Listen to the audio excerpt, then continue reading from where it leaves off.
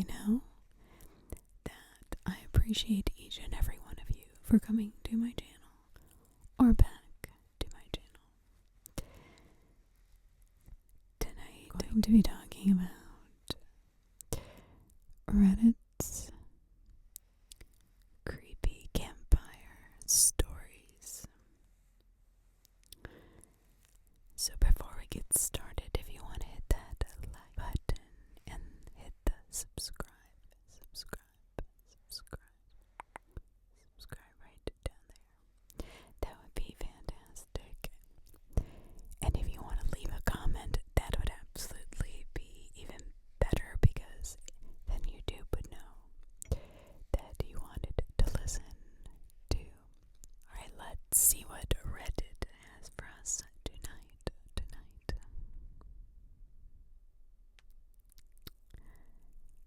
By soon-to-be Stardust. There was a body of a fairly large person we found in the woods once. They were quickly killed, and there was nothing extremely off about the scene, except we had half of his pointer, ring, and pinky finger missing from his left hand. No one could find the missing fingers, and they never found any clues. A few weeks later, another body was found. Another man who was a bit smaller than the previous guy, but still fairly large. So we were thinking there was some kind of connection. It was the same situation. Quickly killed. Three fingers missing from the left hand, yet still no clues. A few more weeks went by, and this time it was a woman who was found. Smaller than the second guy. Same fingers missing from the same hand. This went on for a while, with victims getting smaller and smaller, until it was kids being found. That's when it gets truly disturbing. Not that finding adults dead isn't disturbing, but children is just beyond my comprehension. A few weeks go by, and some teenager is found.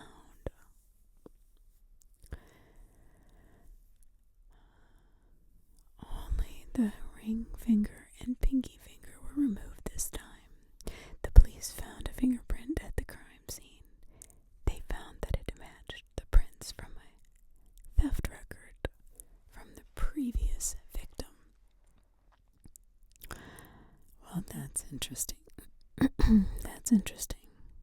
The guy telling the story then told the kids that the killer was searching to replace his fingers, and so far he had yet to see if the fingers of children their age would fit. He then took off his glove, showing he had a scarred pointer finger and was missing half his ring and pinky finger. Then he lunged at the kids while screaming. He later told the kids that he lost the two in a work accident, and the doctors were able to save his very mangled pointer finger.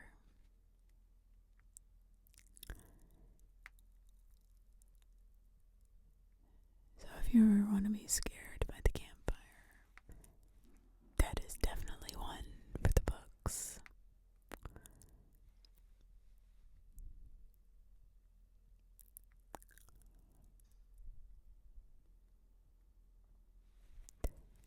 There is a remote town where women keep getting kidnapped. So, Advocate Saint, 2004, run by Garth. There is a remote town where women keep getting kidnapped, and days to weeks later their bodies would be dumped back in town, missing their eyes and lungs. Frank Castle said the better question was, what would a dead person's eyes and lungs give away, so that you would have to remove them? He quickly found out that the women were being kidnapped and forced to work in an illegal drug manufacturing facility, where over time the chemical burns would damage their eyes and lungs. The drug runners would then remove the damaged organs to hide the cause of death and then dump the bodies. The camp I went to had a story. Camp Hunalanu, hermit. Some child fell off a large cliff and then decided to live on that cliff. It was next to the walkway down to the beach. And he will throw you off the cliff if you try to take a shortcut. But there was also a hermit who didn't decide to just walk off the cliff, since it's really not that large and it must be hard to live on that small cliff. That was by Raven Potter 3.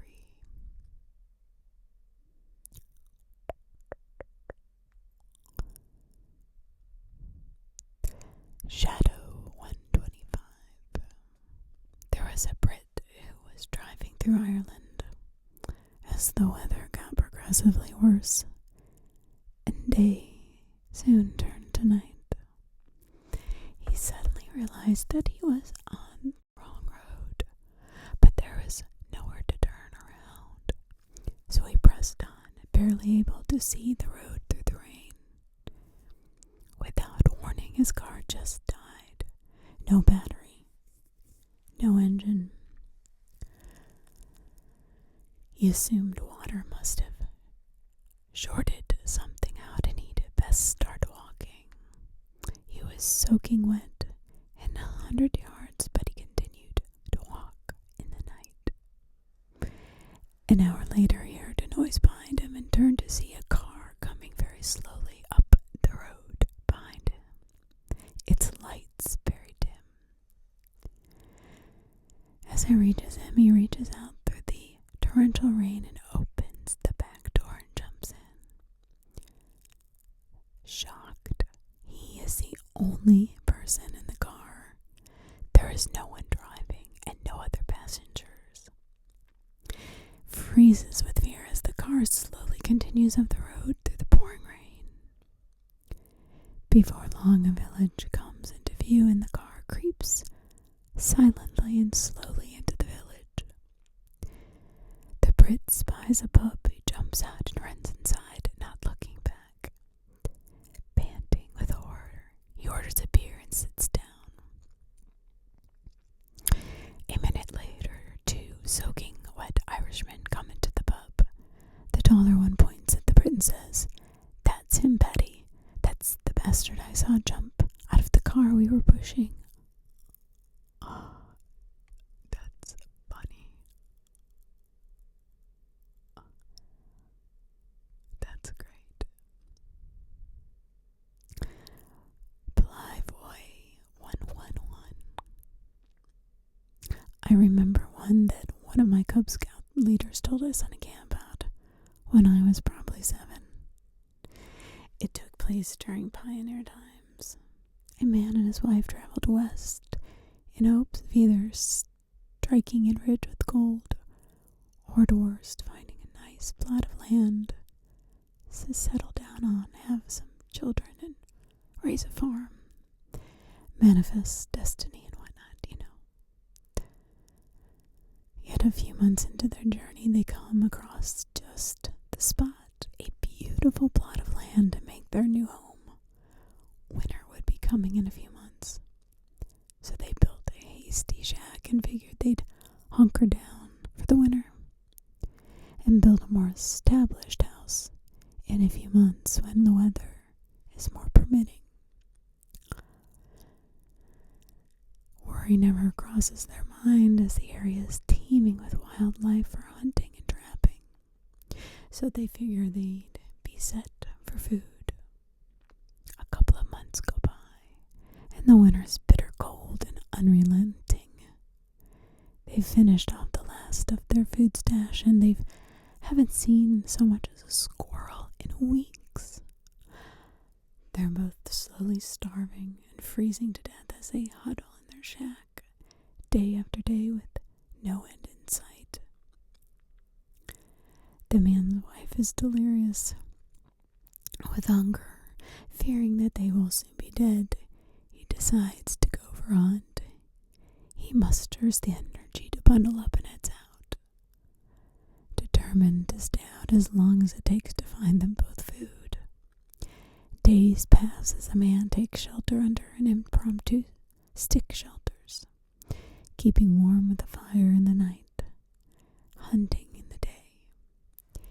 Nearly freezing to death, mercifully the man spots a beautiful plump rabbit several yards away. He takes aim with his musket and bang! It's a perfect shot. With a newfound energy, the man runs home, giddy to finally feast with his wife. What he doesn't know is that while he was gone, his wife had discovered some tasty flesh of her own. Literally, the hunger had driven her insane, causing her to believe that her now frostbitten fingertips were lady finger cookies. She started off with a few nibbles here and there, slowly pulling the flesh away from her bones. After just a couple of hours, both hands were nothing but bone. She worked her way up her arm to the elbow. The feeling of something in her stomach just continued to drive her further, until she had chewed away at every last bit of skin she could reach, culminating in her chewing of her own limbs. The husband approached the shack with his now frozen kill when he got an uneasy feeling. Feeling the worst, he stepped up to the door and slowly opened it, expecting to see his wife's corpse shriveled on the floor, but instead he finds it's worse. A zombie-like creature with exposed teeth and bones, writhing on the floor at the sight of him, chomping her jaws with an insatiable hunger. At that point, one of the scouts screeched for the leader to stop, which I was extremely thankful for, as it was easily the most terrifying thing I'd ever heard at the age of 7. The scout leader told it with real conviction. Honestly, that would give me creeps for a long time. Little bundle. So this story is similar to a Stephen King horror, the survivor type, you know.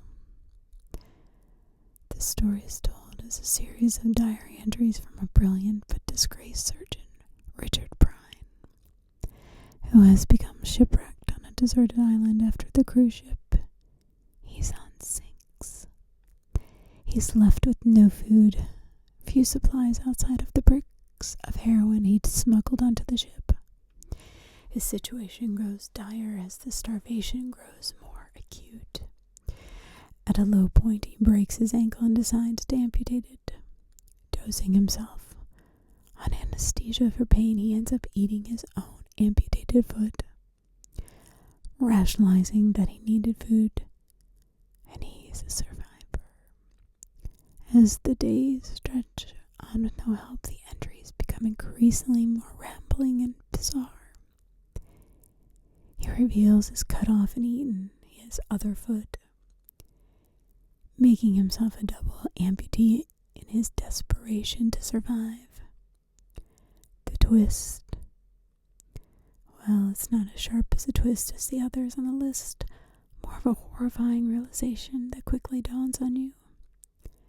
The last few entries reveal that he has slowly amputated parts of himself while ingesting heroin as a makeshift anesthetic, and has now eaten everything of himself from the waist down. He is just a torso and arms. He's also cut off his ears.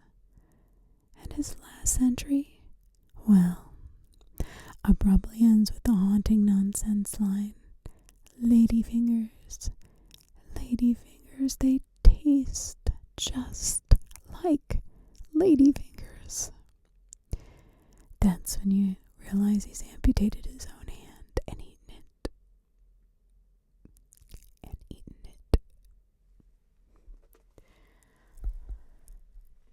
Ployboy 111. I just remembered one my dad used to call the West Point Light. See, my father grew up along the Rampock River near Salud, Virginia. There's a nearby town called West Point that we used to drive through on our way to the Urbana Oyster Festival. Every year it was a familiar family tradition for a lot of years and had been a big part of his teenage, early adult years. Anyway, West Point is very industrial. It is where the York River and Mattapony meet, and there's a big paper mill and some train tracks for bringing in trees turned into wood pulp. The legend goes that on a foggy night in the 1880s, a train was coming through town when it suddenly derailed. The only casualty was a single crewman. He was decapitated in the accident. His head was found next to his still illuminated lantern. It is said today on humid misty nights people report seeing a mysterious light bobbing along the tracks. Some report it looks like a dim flashlight that will come and go as you watch it. The belief is the crewman walking the tracks with his lantern, searching for his missing head.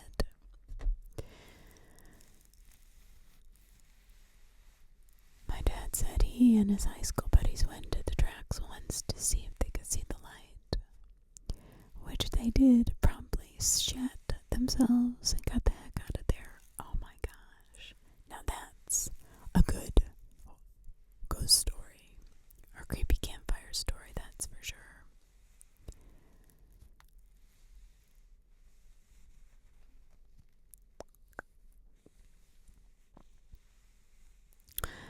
Birds with the Teeth 77 writes, the golden arm,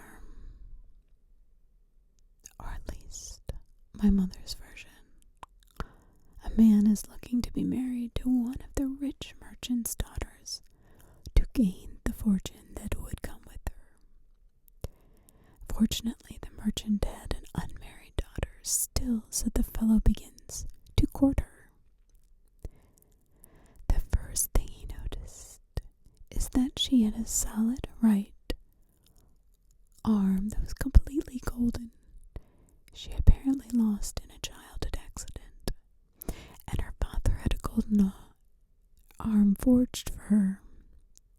Seeing this as a sign of extreme wealth, he continued with courting her, making her believe he truly loved her and not her father's money, and in turn she fell deeply in love with this man. They get married, and the fellow is given his riches along with part of the merchant's business, and is now father-in-law owned, thus giving him more money.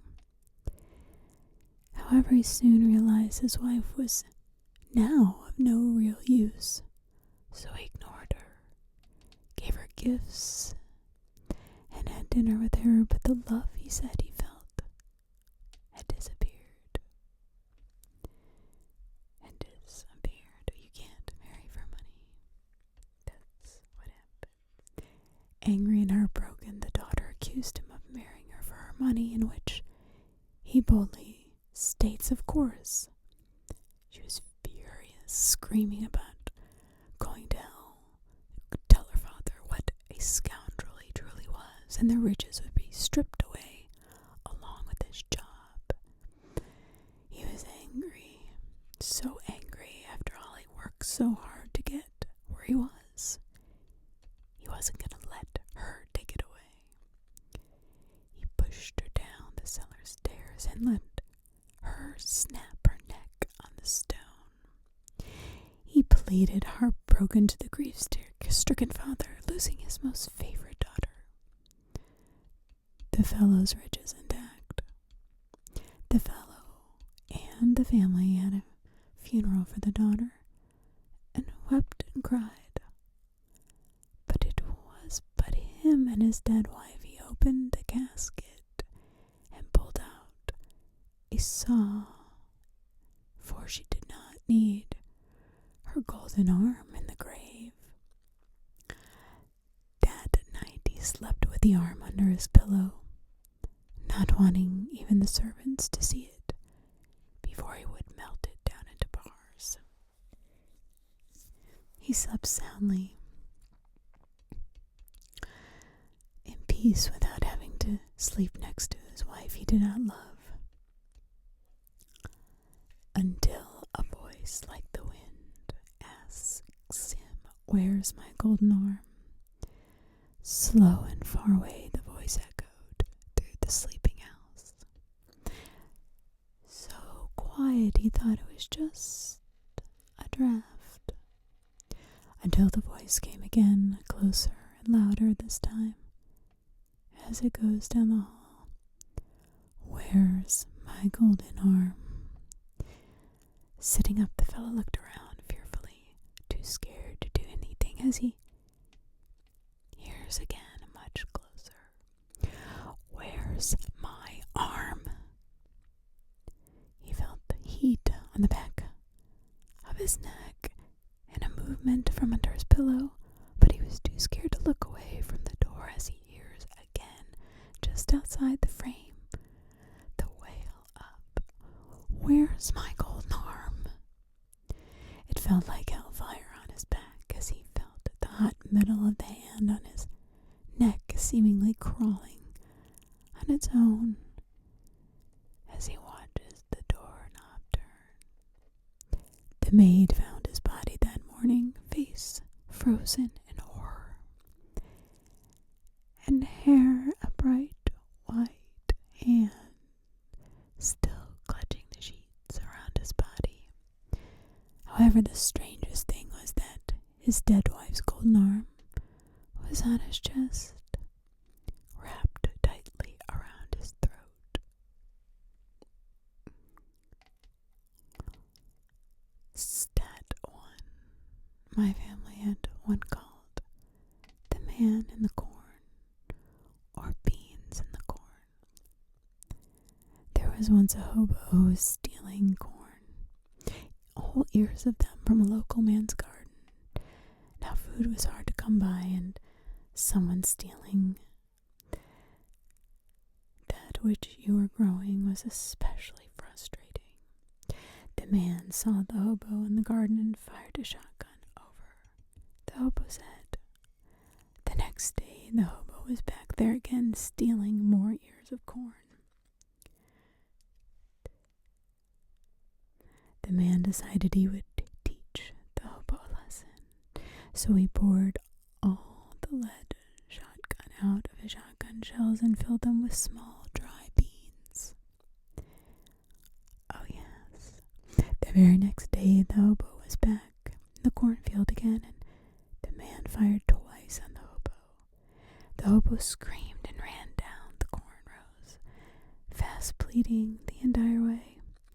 The man watched for days, but the hobo was never seen again. Some day later, the man still had bean shells in his shotgun, so he aimed at a plank of wood standing over by his well. The plank ripped to pieces. When the next planting seasons came, the farmer walked the cornfield to its far corners to cut corn husks and prepared the plow. But along the way he found tiny bean plants coming up through the soil. One here, one there, all lining up to lead him to a big bunch of beans coming up along the edge of the field. When he went to examine the bunch of beans, he first saw shoes, soles turned to one side, and the outline of the body sank in the mud and the soil. He realized he had killed the man, and the random beans had fallen out of his body, had sprouted along the way. My father bought that particular farm during the war years, and he said for 20 years random bean plants would show up in that field. Any bean plant that showed up in our garden was given the chance to grow, and one year there was a bean planted that wrapped around a corn stalk. My father did not harvest the corn ears on that plant.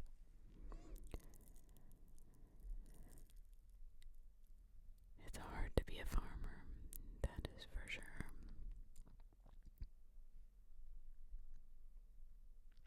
Most of my mom's family are farmers. Flaggy07.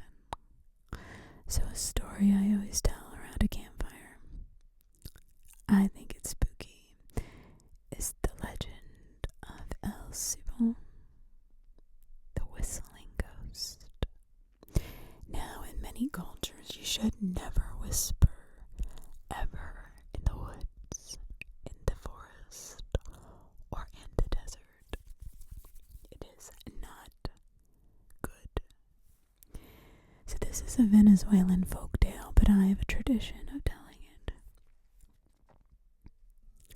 The legend goes that on cold, dark nights in remote places, especially in South America, a whistle can be heard coming down the road. At first it will seem loud, like it's right next to you, but as time passes, it begins to fade and get more and more quiet until it's almost gone. The trick is, as El Simon's whistles gets louder, he's further away, and when he's right next to you, the whistle is very faint and sounds like it's far away. Once El Sibon is at your doorstep, he will sit down and begin to count the skulls of his victims, and you will have to listen to him count every single skull, or one of your family members will die soon after and become one of his collection. El Sibon is said to dress like a farmer with a large straw hat.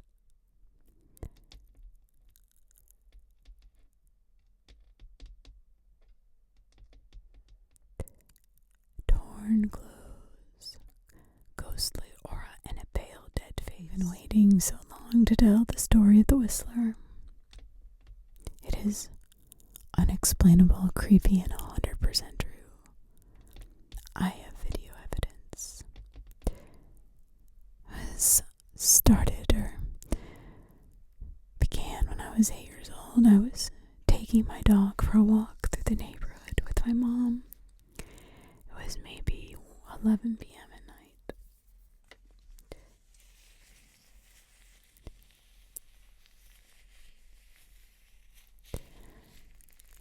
We live next to a swamp, wooded area on the edge of our neighborhood in Lansing, Michigan. I remember it being very silent and windy.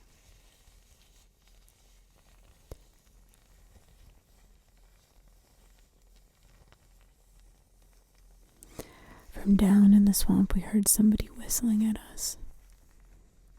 It kind of sounded like a bird, but each whistle was different enough, where the lack of consistency made it human-like. The whistle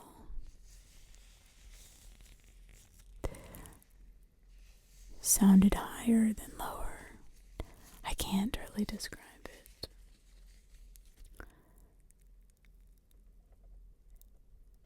My mom had concerns.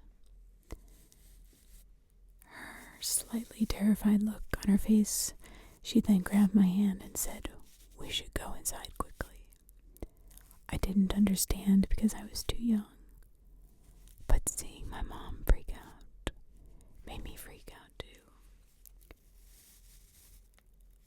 After a while, I kind of forgot. But 2 years later, I was taking my dog out, again late at night.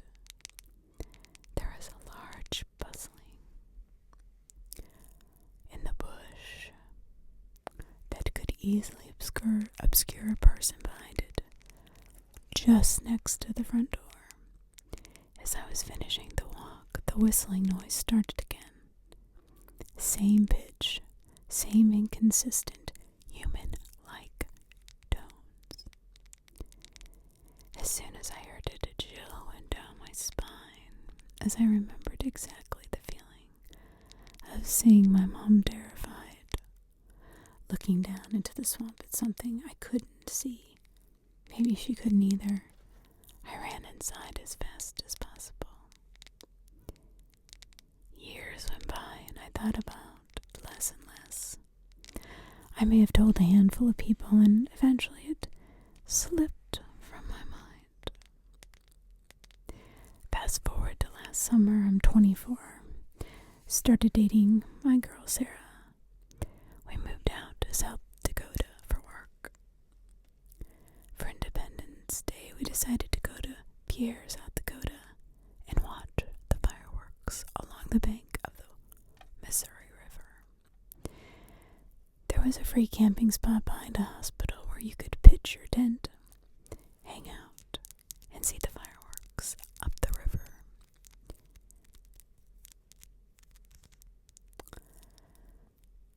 We were near the end of the campground and there were very few people around us. As it was getting dark, the fireworks began. They were pretty far away, so the illumination they brought was very little. Thus, we had to sit right at the end of the river to be able to see them. A huge thunderhead was moving in and a storm was imminent. So the air seemed electric and the wind was picking up. The atmosphere was eerie, to say the least. The police boats herded all the other boats off the river and had left our area to do that elsewhere. Most of the other campers walked up the river to have a better view of the fireworks, but Sarah and I stayed back and were drinking PBR, Tall Boys, and kicking it. But then suddenly the sound of a paddle methodically dripping into the water. We both see a figure steering a canoe around 20 meters offshore.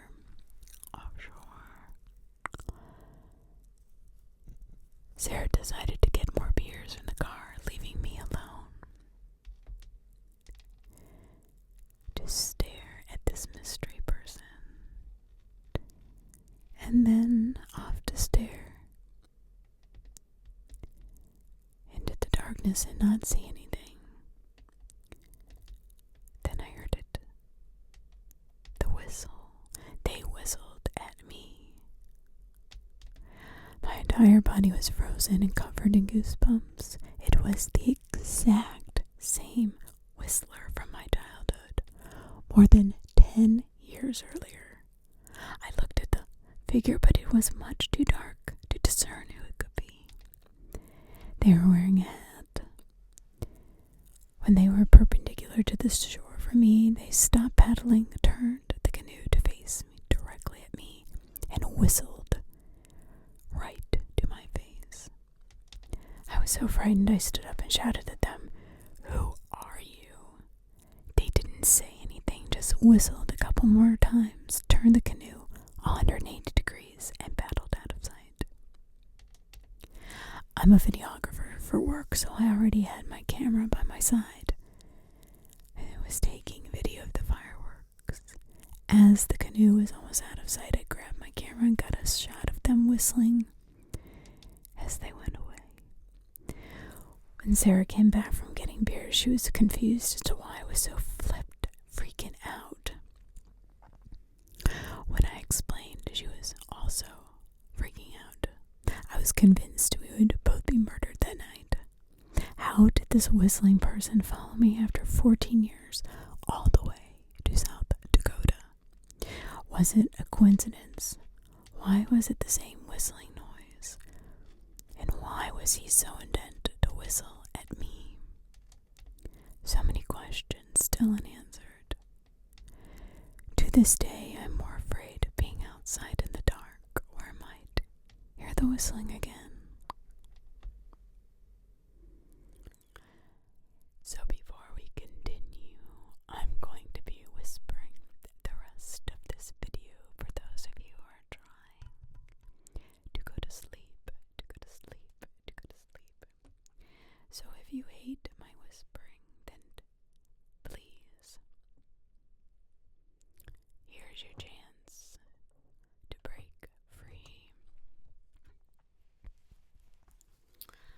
Fuzzy, fuzzy, fuzzy, fuzzy. Cover on so you can relax.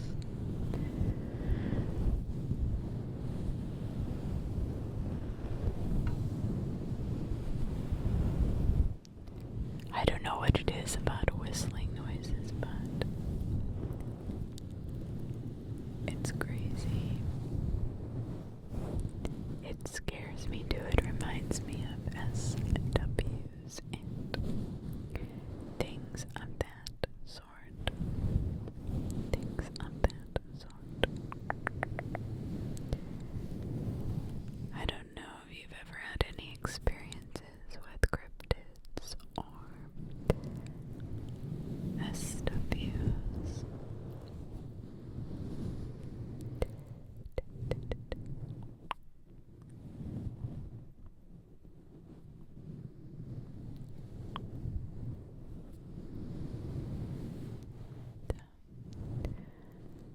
Here we go, we're going to continue on. In a whisper. No more soft speaking. No more. So speaking of folklore that warns about imminent death, when I was 9, I lived at the top of a 4-story apartment building. It was summer and I was sitting in the living room with my brother and my oldest brother's girlfriend when suddenly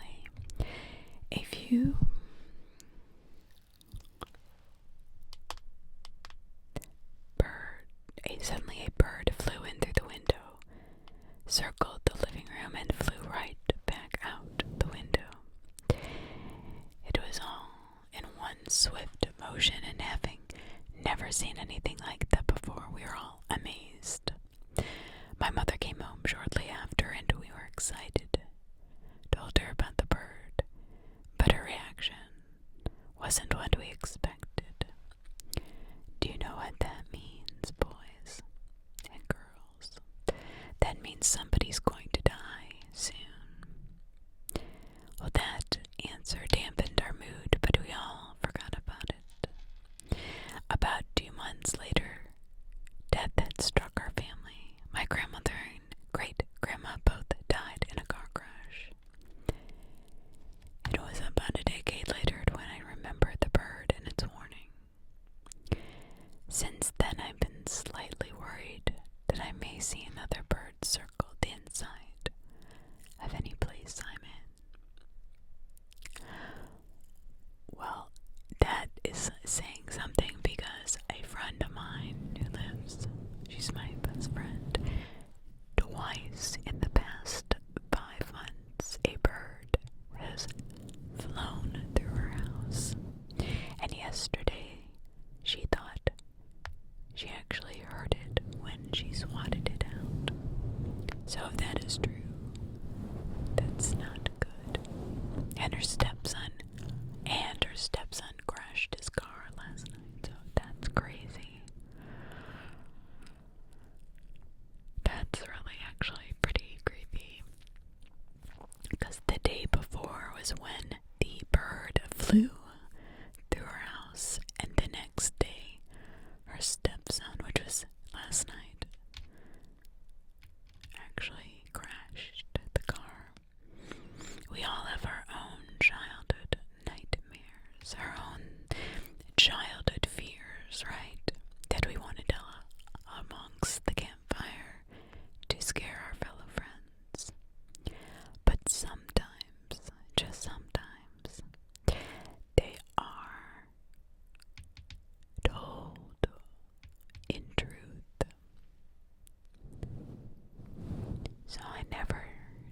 this story except for around the campfire.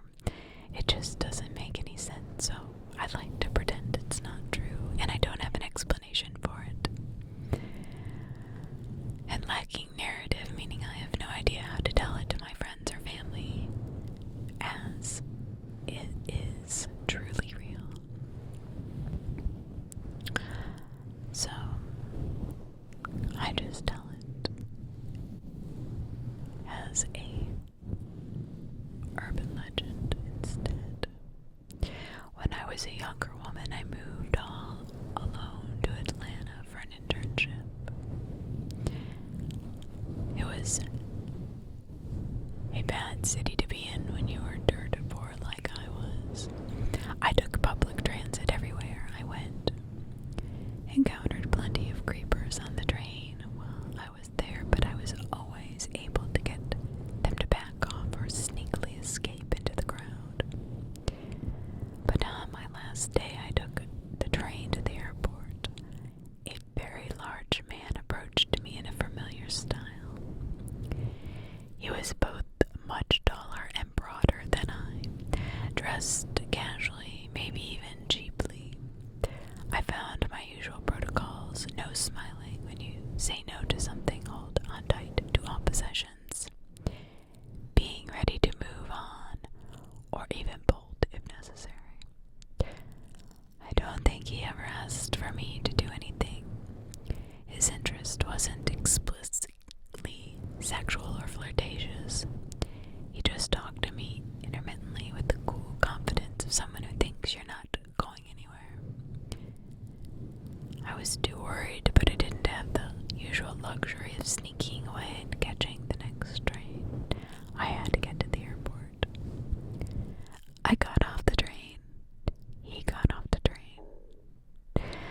There I was, no subterfuge about this, no, oh, I'm going to the airport too. At this point, he was deliberately, explicitly walking with me. Still, though, not flirting. I don't know why that made it scarier, but it just did. Not asking for anything, not even my number, not anything. He got on the escalator with me. He closed his hand over mine and my rolling suitcase handle. I kept grip tight on the handle, thinking, what in the actual heck?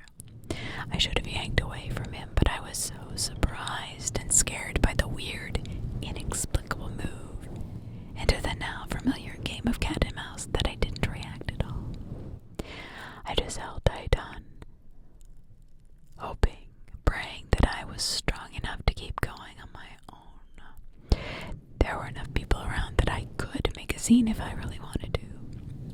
Looking back, not reaching to this was really stupid, but I was young and completely out of sorts. It would have been easy under the public circumstances to say, hey, get your hands off my suitcase. But I wasn't raised to be reactive or combative like that. The war wasn't a part of my instinct repertoire. But then it gets creepier. He starts looking around like he's trying to formulate a plan. My heart's racing. I'm starting to sweat, praying I can get somewhere so he cannot follow me. I was afraid, downright afraid. I don't exactly remember what happened next. There wasn't a struggle. It's like he just changed his mind and walked away. I made my flight and left Atlanta, but what the heck was on his mind through the entire encounter? Why follow someone so far for no reason? Why make that specific contact? I've experienced by Jesus_monkey. Oh, and that last one, sorry about that, was by many Madrid.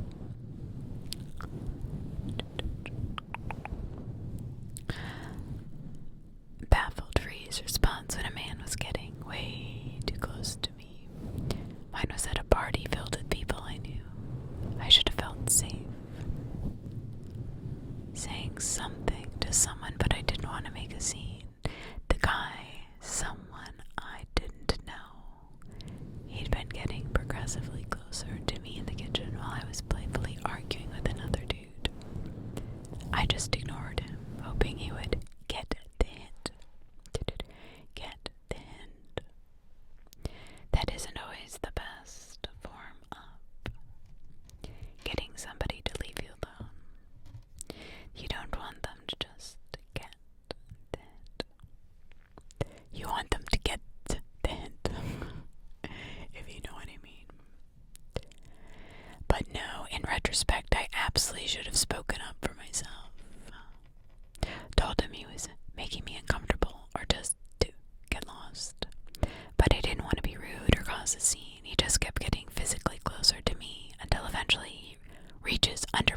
house and gropes me.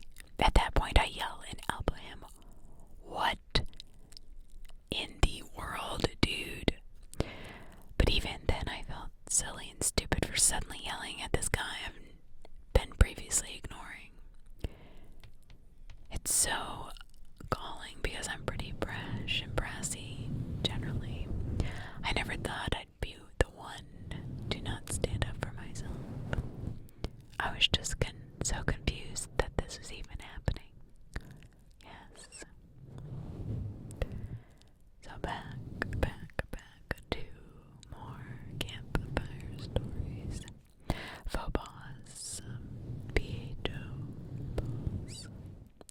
When I went on a guided cemetery tour at night, about 6 or 7 of us were standing around a tomb, listening to the story about the inhabitant had taken his life with a gun, when all of a sudden there was a big flash and the whole sky lit up green with smaller flashes. Later, we found out we'd witnessed a meteor breaking up. The tour guide takes a moment, recovers from the surprise, and continues his story about how some decades after the poor guy had taken his own life, someone broke into his tomb and stole his skull. Then we moved on and walked further into the cemetery. We were startled by a loud bang. We shrugged it off as a car backfired, kind of laughed a little nervously on how on edge we were, and continued the tour. Shortly after, we heard a couple more bangs in quick succession, and one of the tour party commented that we were pretty sure they were gunshots. There was another bang that was closer, definitely a gunshot. We saw a light in between some of the headstones, and I kid you not, there was a figure of a man carrying a shotgun, slowly walking towards us. Slowly coming from the direction of the tomb we had just been at. We froze. I looked over to the tour guide thinking it was some prank. He blazed on all his customers, but he was completely white as a ghost and backing away. It was a man with a shotgun, and he was walking towards us. He lifted a flashlight and pointed directly at us. Several of us ducked behind the headstones as he yelled, "Get the hell out of here! What the hell are you doing in this place?" Turns out the city council pays some guys to shoot possums in the cemetery. They forgot to warn the tour company or the guy that he'd be there. Jeez. That's public cemetery. That's completely irresponsible for anybody to be shooting possums. He could have accidentally killed somebody. Especially if these cemeteries are not locked. And not all of them are. Like I know out by my grandmother's house, way out in the country, there's not even, still to this day, there's not even train arms that come down, railroad track arms that come down to warn you if a train's coming. And the cemeteries are definitely not locked. Not locked at all.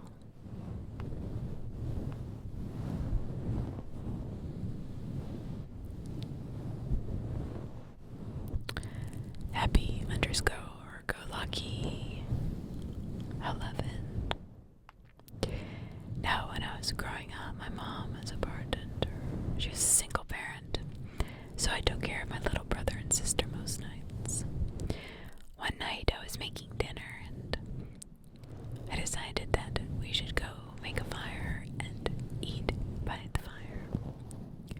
But that's when all of a sudden I started hearing strange whistling sound out in the dark. The fire was crackling, and when you're sitting by a fire and you can't see behind you, and then you hear some strange noise. Well, the whistling continued, and it started to sound more like a melody than whistling from a storm.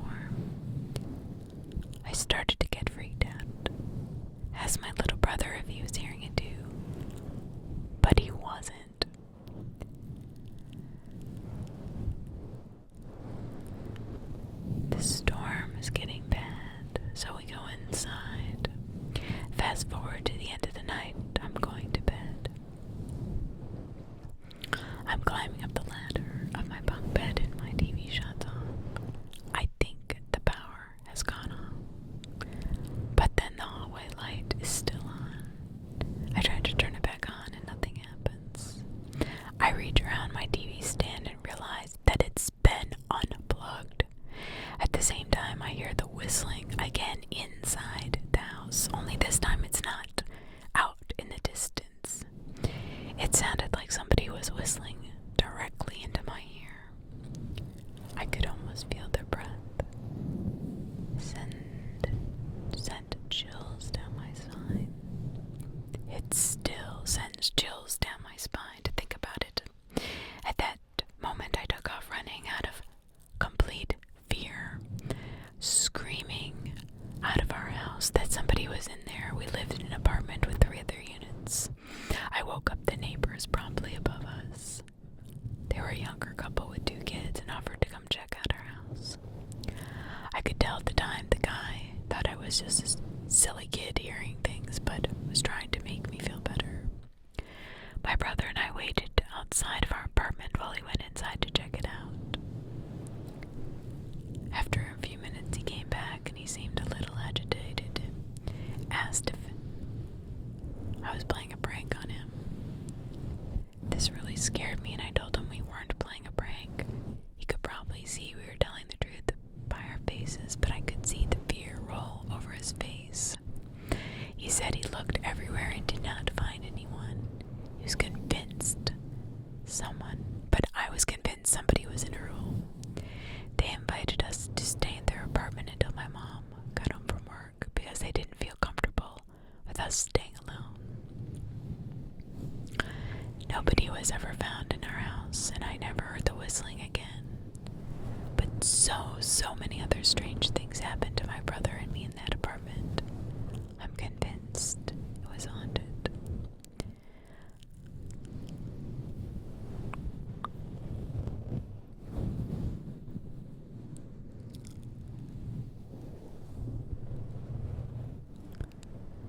My mom called me. Did you use me as a job reference? She asked. You have to let me know if you do that. She had mentioned once that since we did a different last name, she'd be happy to lie to any employers. But I'd never taken her up on that. Sure enough, someone had called her and asked about me. I played it off, discounted it, like now. A few days later, my stepmother Linda calls with a similar story. She said the woman on the phone was really sweet and just wanted to check references that I obviously must have given her. Linda and I have different names, and aside from her marriage license to my father, nothing connects us. Somebody was calling around to check up on me. Linda gave me the caller ID, but when you call it went straight to a voicemail with a default message. A week later, I got a call on my band's booking number. It's a Google Voice number for just this purpose.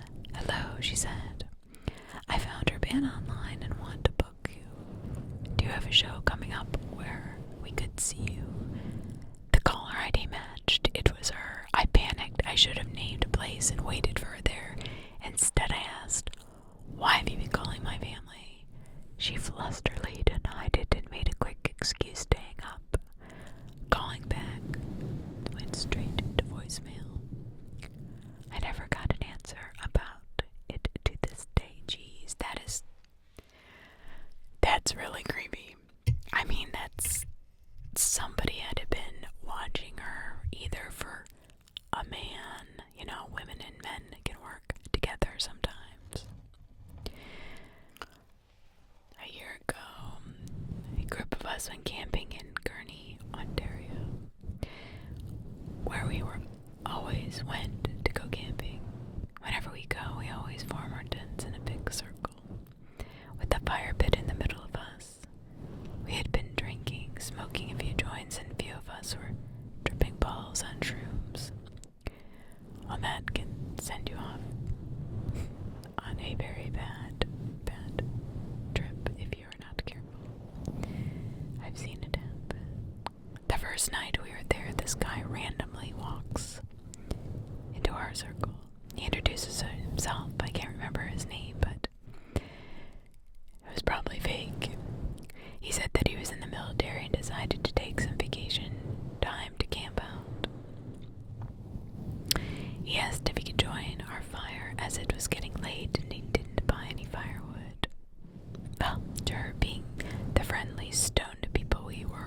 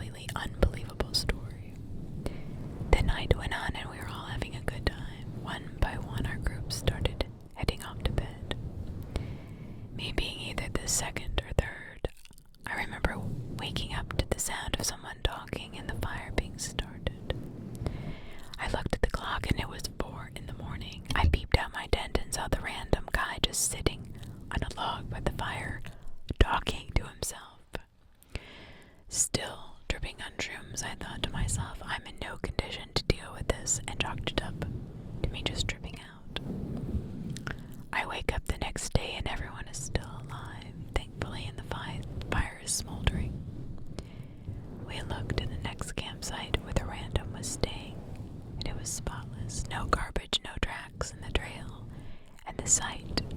Nothing. We all started talking about him just to be sure we all saw him. Through talking, we managed to figure out that he must not have slept at all. The last two of our group passed out just after 3:30 in the morning. The first person got up just after 6 a.m. and noticed he was already gone.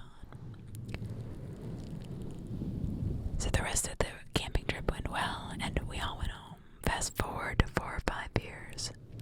I flip on the news, and there's a picture of the same man.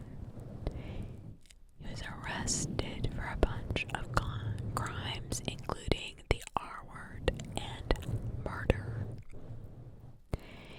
The random guy who joined our fire, I don't know why I remember his face, but I guess it was just a weird situation where my brain right-clicked and saved it as a JPEG. Now, of course, I have no way of proving it was the same guy. We didn't take any pictures of the random, but the picture jump started my memory and made me instantly remember the weird random fire joiner. Well, there was an interesting story. I don't think it was in Canada. It was somewhere, I think in California. I'm sorry. It was the Appalachian Trail. These two girls were brutally murdered, and they had their dog with them, right? It was this random guy that had been talking to other campers, and he would do the same thing. He'd come into the camp, say he didn't have any firewood or whatever, sit down, and everything would be fine. So he must have been either seeking out other campsites and his next potential victim that was like his type by doing that, or would just start talking to people and something would set him off. Either way, that's freaking creepy. DK 12, 1997. I was at a casino with my friend in northern Minnesota.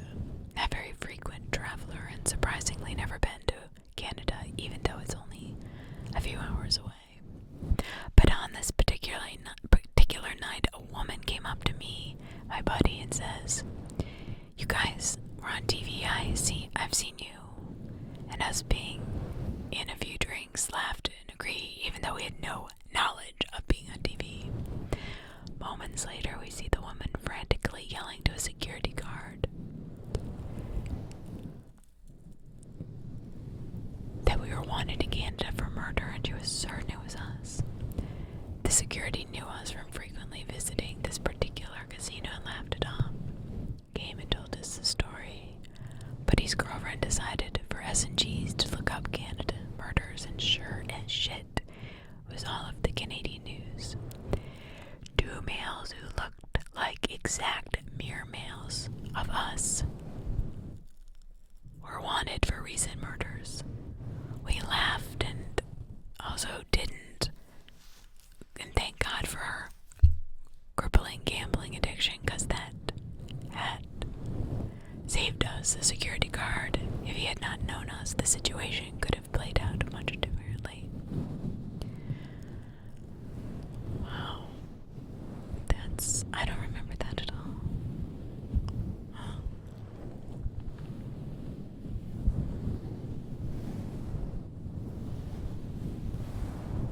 There are so many stories that would never make it to the news. Not to the national news anyway.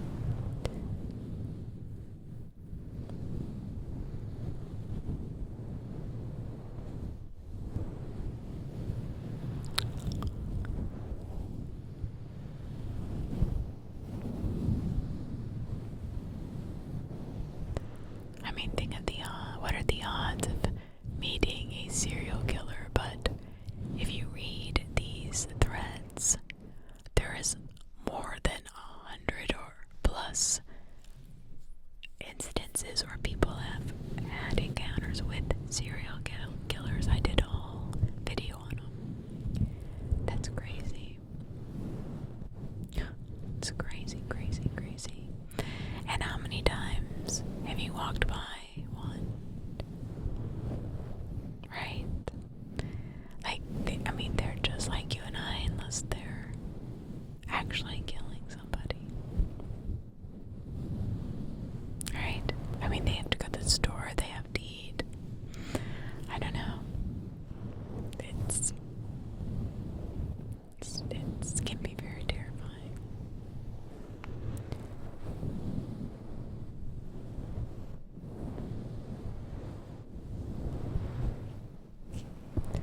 A 40-year-old man and a 10-year-old boy are walking through the woods at night, holding hands.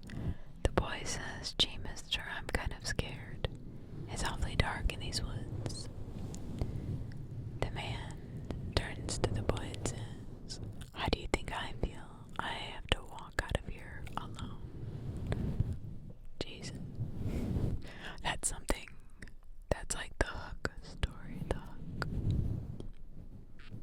That's crazy. So this is from Deleted. I lived in a house as a child that it was rumored to have a family murdered there. I guess I was around 10 at the time. We used to see stuff here and there. Someone running past our peripheral vision. I even thought I saw a little girl at the end of the hallway once, but did a double take and she was gone. Well, one week I kept having those falling dreams where you wake up right before you hit the ground, always waking up in a cold sweat. The last night this happened, I didn't immediately open my eyes, but instead heard a high-pitched cackle like a witch. When I finally came to, my blanket was hovering slightly above me, and in the corner of my closet is the little girl, sinisterly smiling at me. I pulled the covers over my head and eventually cried myself back to sleep. The best part of this is we tried to tell my dad numerous times that we all witnessed in the house, but he never bought it. When we eventually moved, he had a powerful turn of a few days before we were actually set to be out. And on the last night he was leaving, grabbing the last box, he said he heard a voice that sounded like his mother's. Calling his name from the back of the house. He ran. My grandmother was still alive at the time. It was definitely not her or her ghost. He told me this years later and said that he first thought we were hearing one of our dogs before realizing they were all gone. Parents, I tell you, they can be really weird.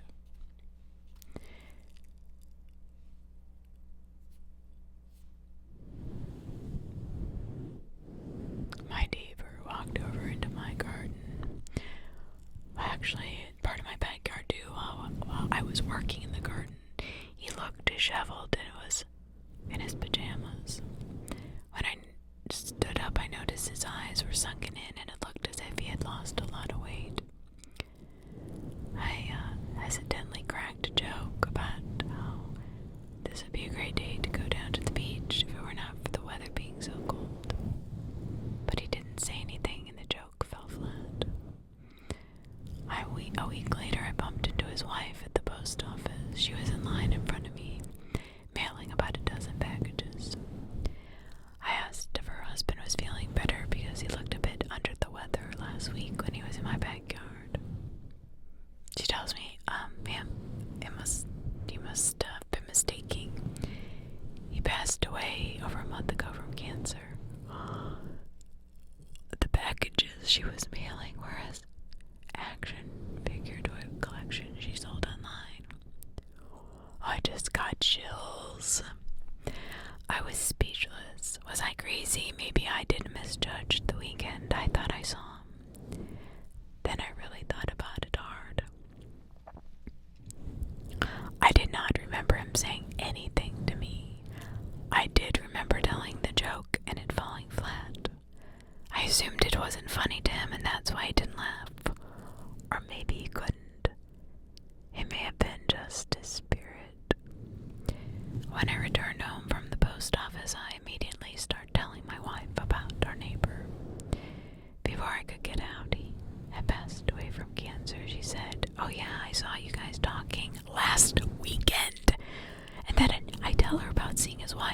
post office and being told about his passing. We go to our security cameras, play back the video from the... Oh my god. Oh my god. You'll never... Oh, this is giving me the chills. Oh my gosh. Play back the video camera from the week before, and it's clear in the video that I do stand up. It's obvious I'm acknowledging the presence of someone.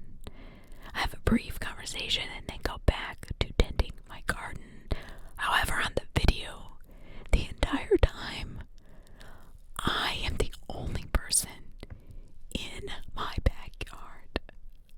Oh my gosh, I have to take a moment.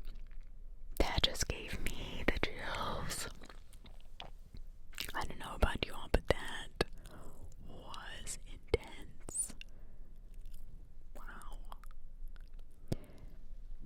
There was a young girl by the Deacon. There was a young girl in her room one day when she heard a voice that sounded like her mother's from the kitchen. "Sweetie, come down here." The little girl jumped up and ran out the door. When she suddenly ran into her mother at the top of the stairs, her mother reached it out and quickly covered the girl's mouth so she couldn't make a sound. "Don't go down there. I heard it too," she said. I've heard this before. That is freaky. In your average family home, this is by Neil Marthater. In your average family home one night, the family's young son starts screaming bloody murder. The father rushes into the room and finds his child on the bed, terrified. The son in tears tells his father that there's a monster under his bed. The father, now calmer and slightly upset, tells his son to go back to sleep, that there's nothing under the bed, but his son insists. The father, to reassure him, decides to look under the bed and tell him there's no monster. But under the bed, he finds his son. Hurt and in tears, his son whispers, "Dad, there's a monster on my bed." What? I think I've heard that one before. Oh, this is so chilling. The version where the mother gets pulled into the closet by her daughter. So they're both hiding, and after the line "I heard it too" she is delivered, the story ends and the listener is left to wonder which of the mothers is the impostor. Joy Ferret. A woman awakes in the middle of the night to a silhouette of her daughter standing on the doorframe. It is a dark and stormy night. She assumes she got scared. She gets out of bed, grabs her hand, and takes her back to her room. Upon entering the door, the woman sees the covers of her daughter's bed shifting, and the daughter pops her head up from under the covers and asks one single question. "Mom, who's that?" Oh, these are so terrifying to me. I don't know why. Oh, I just got the chills. It's crazy. Oh my gosh.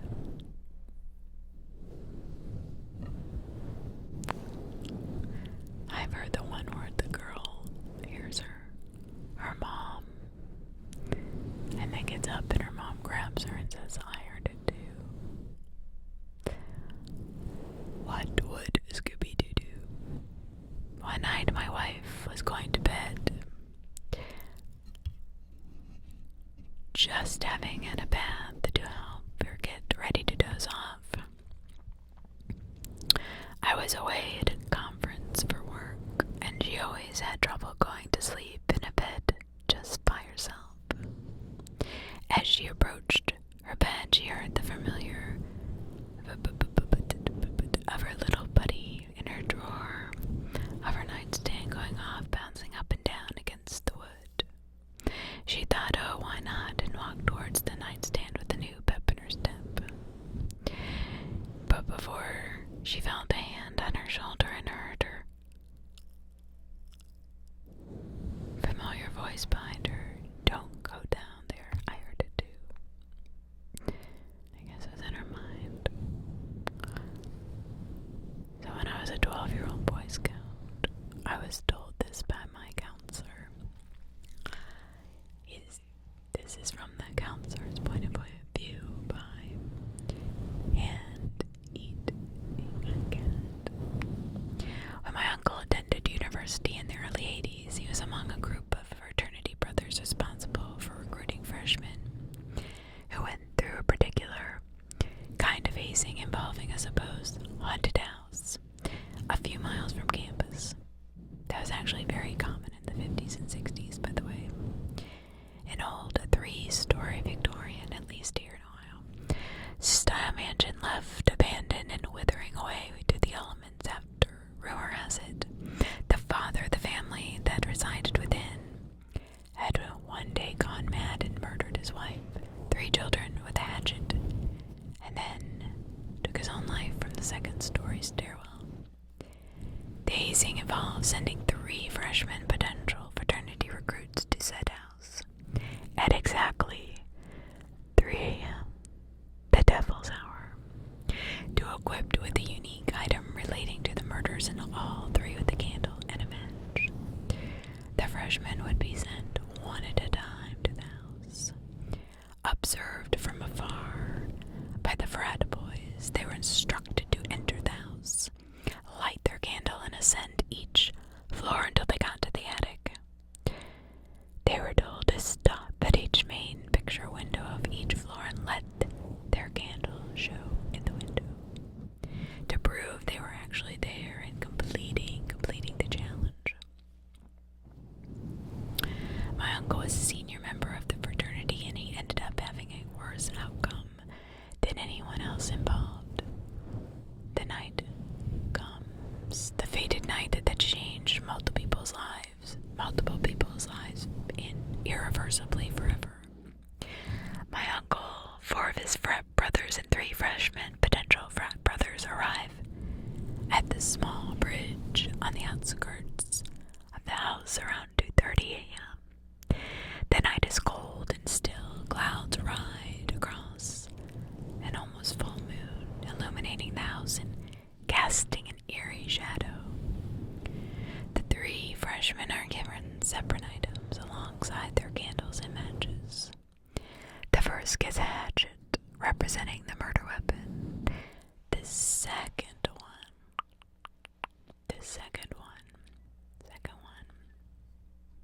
hot. That's hot. The second one, alright, this is not serving me any justice here. The second one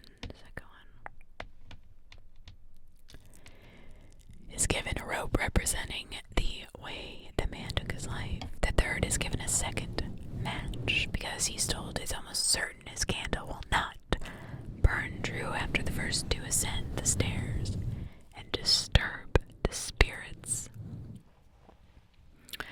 So my uncle, the frat brothers, and the 2 freshmen watch as the first recruit approaches the old house with a hatchet, a candle, and a match in hand.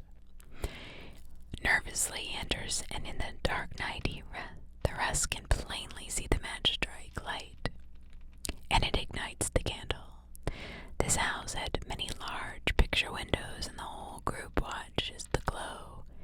He illuminated the first floor windows, now passing by one until the stairs, when it began to rise, 1st floor, 2nd floor, and then the candle goes out. They spectate for a minute, most likely a draft or moving too fast from panic. So the 2nd freshman recruit, equipped with a rope, candle, and a match, and eerily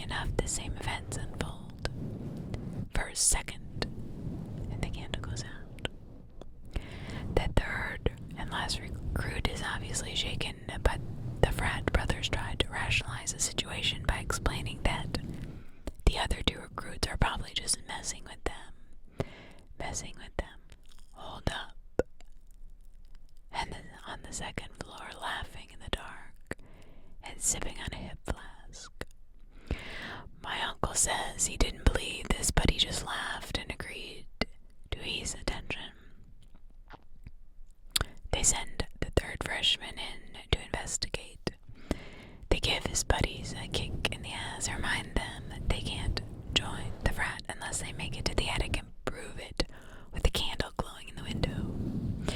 With nothing but a candle and 2 matches, the third, visibly trembling freshman approaches the house, gives an apprehensive look back to the group, then enters. Again, it happens. The same thing. First floor, second floor, the candle goes out. It never relights despite the second match. My uncle and his buddies are perplexed.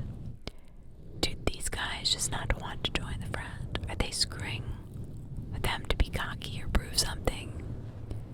It's going to be freezing, dark, and miserable in that old house. What do they have to gain?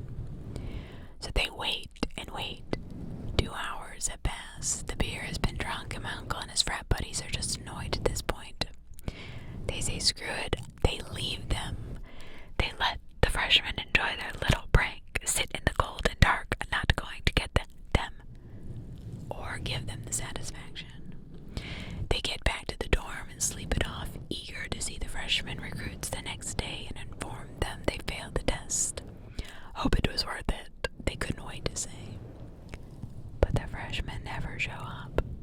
In fact, they still haven't shown up the next day either. Terrified and nervous, my uncle and his buddies decide to investigate the old house. They figured they would do so before getting the police involved in potentially a massive scandal. Well, what they found, my uncle never forgot or forgave himself. At the top of the second floor stairway, they found the first freshman face down in a pool of blood, with the hatchet buried in his head. Hanging by the rope he brought was a second freshman dangling from the second floor railing. Panicked and horrified, they called the police. The third freshman was never found, but there are footsteps in the dust leading up the stairs and out an open window. The police never found him, but he is believed to be the top suspect. Why would he kill his friends? No motive, but he's the only suspect, and he's still missing to this day. After an extensive investigation, no charges are filed on the frat or my uncle due to the lack of evidence. My uncle's fraternity completely disbands after that incident. Hazing gone wrong ends in 2 grisly deaths, the paper said. Big mess swept under the rug. But then the incident starts happening. Like, things start happening. Okay, I'm getting kind of freaked out here. Now here's the even more peculiar and creepier part of the whole mess. Each year,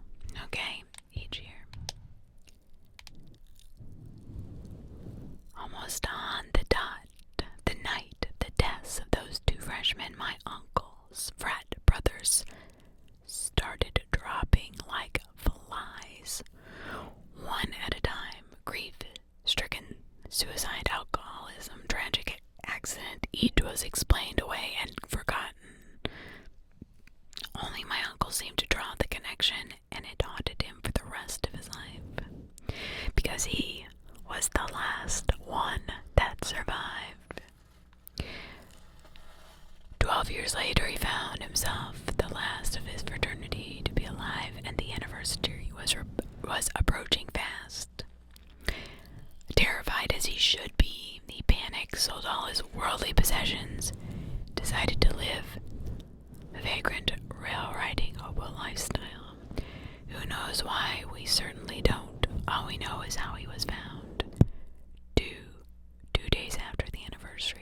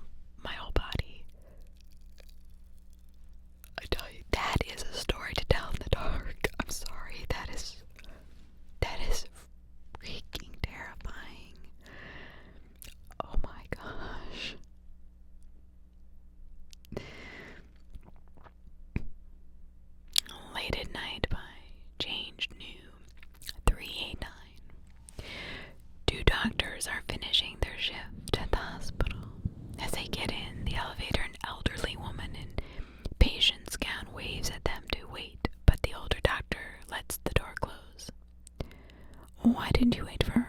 Asked the other doctor. Did you see her blue ID bracelet? That's a morgue tag. I've heard that one before. Oh gosh. These scare me, they creep me out. I don't know why. I mean, it's so scary. And I don't get scared easily. Like, I read scary stuff, but this is, we'll have to do this more often because I am really, like looking behind me. And I know it's just my dogs, but it's still freaking me out. By deleted, we have one here in South America. I'm thinking it's not Southern Alabama. And there's no state, as so. A farmer, while on his way home, is caught in a terrible thunderstorm with his horse. Completely lost his as he realizes he will either freeze to death or get struck by lightning if he doesn't find a place to stay. Through the storm, he comes across a small homestead, the yellow candlelight visible through the sheets of rain. Lightning flashes brightly, thunder barely. A breath later, and he leads his terrified horse to the small house. Tying the petrified animal to the fence, he knocks on the door, and the old lady opens it with a smile. She ushers him in, and he finds her husband smoking a pipe. He is seated at the kitchen table, and the wife quickly boils the kettle and gives him a bowl of hot soup and a cup of coffee.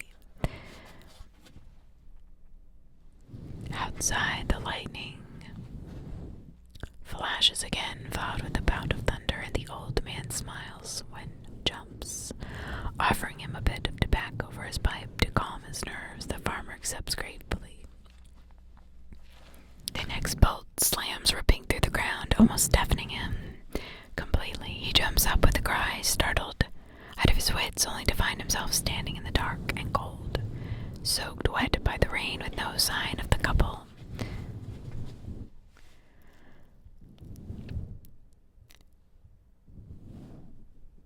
Outside, the lightning flashes again, followed with a bout of thunder, and the old man smiles when jumps, offering him a bit of tobacco for his pipe to calm his nerves. The farmer accepts gratefully. The next bolt of lightning slams close, ripping through the ground, almost deafening him completely. He jumps up with a cry, startled out of his wits, only to find he is by himself. The dark and the cold, soaking wet by the rain, with no signs of the couple. Broken stones littered around him, and his horse tied to a tree branch. Without thinking, he jumps up, and his spooked horse and gallops as fast as he can away from that place. He would reach a town sometime during the night at a tavern. After sharing his story, the folks tell him of the small cottage nearby, which had been struck by lightning a century ago, and the couple that was killed in the fire. Draco Fortes, the Dark Watchers, specific to Pico Blanco Scout Reservation. They were the shadows that watch you. Best part was when scouts had to walk back to camp terrified of what was behind the trees. I remember being in summer camp as a kid, and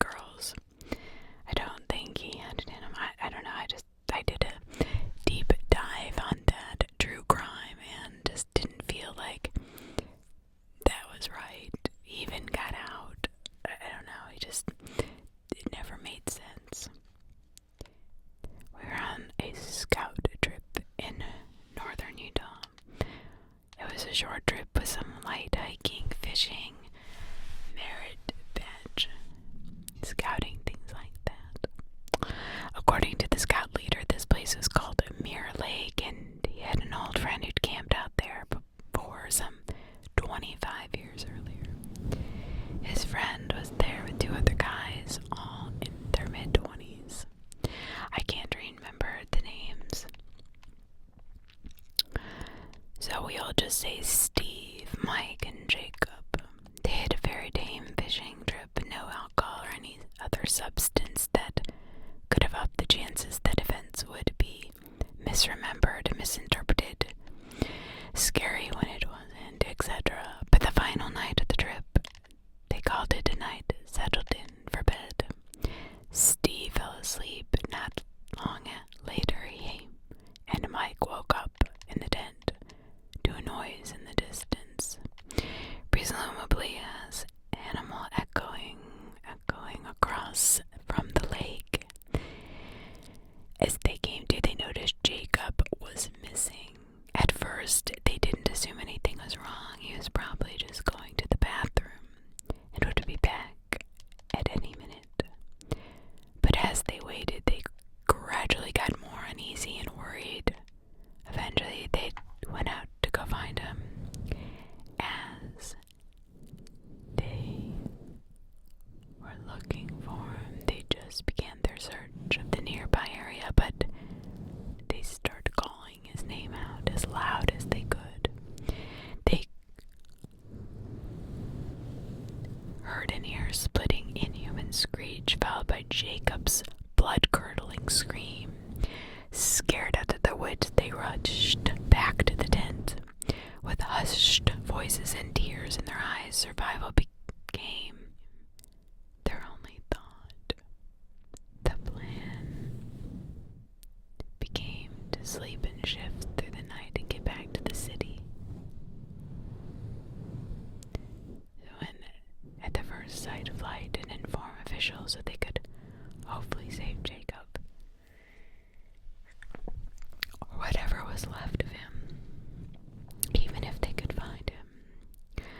Things went well for the first few shifts, and they began to relax a little bit and hope they would survive, and maybe Jacob was just playing a cruel game. The time came again for Steve to rest, and this time he was able to fall asleep more quickly and sleep more deeply, with his mind less on edge and the fatigue piling up. But not long later, he was roused from his sleep as Mike was rustling around the tent. Steve sat up and saw that Mike was getting his shoes on. He asked him where he was going, but Mike did not respond or even acknowledge his question. Concern growing as the grogginess faded and the situation came back to him, Steve got out of his sleeping bag, grabbed his friend by the shoulder. When he faced Mike head on, his face was blank, but his eyes were wide and glazed over, as reflective as a mirror or as the lake. I'm scaring myself. I'm seriously scaring myself to death. Oh my gosh. As reflective as mirror, or as the mere lake. He was muttering something about needing to go and continued getting ready to leave the tent, as if he was in a trance or hypnotized. Steve thought he was just tired and not being careful, so he tried to talk him out of going anywhere, saying to wait till it was light so they could back up and hike back to the car. But Mike kept ignoring him as Steve started to get a little bit more rough with Mike to try to shake him out of it. They heard a noise much the same as one they heard before, but not nearly as far across the lake. This was the first thing to get Mike's attention, and his whole body went tense as the flashlight reflected off his glossy eyes.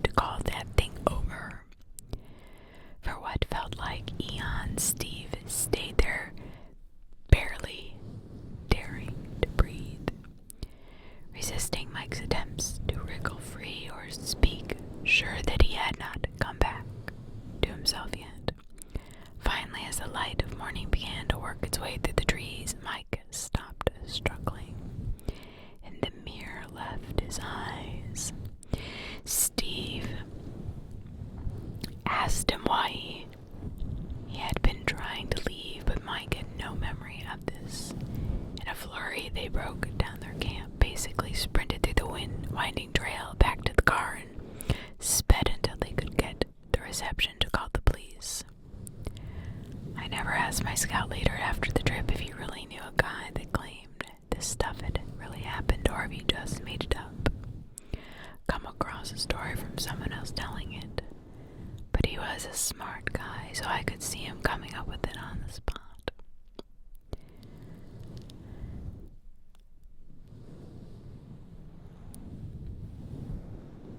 I was definitely unsettled, but some of the other boys were scared out of their minds.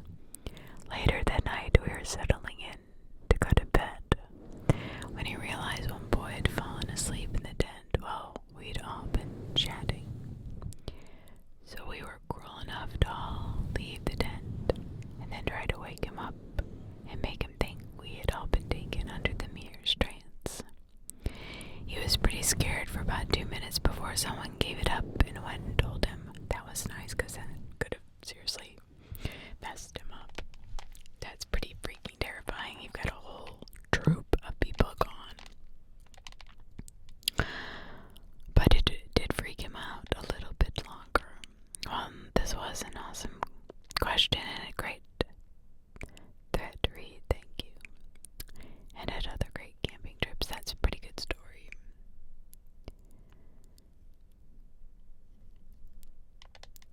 When I went out camping with my little cousins, there once was a girl named Mary Sue. She was always wearing a bow around her neck. The kids at school would always say, Mary Sue, take off that bow, will you? But she refused. In high school, her best friends asked her to take it off as they had gone out of fashion, but Mary Sue did not. One day, Mary Sue met the man of her dreams and asked her to take off her bow, but she replied, one day you'll find out. Almost 60 years later, after Mary Sue's children had grown up and moved out, Mary Sue went up to her husband.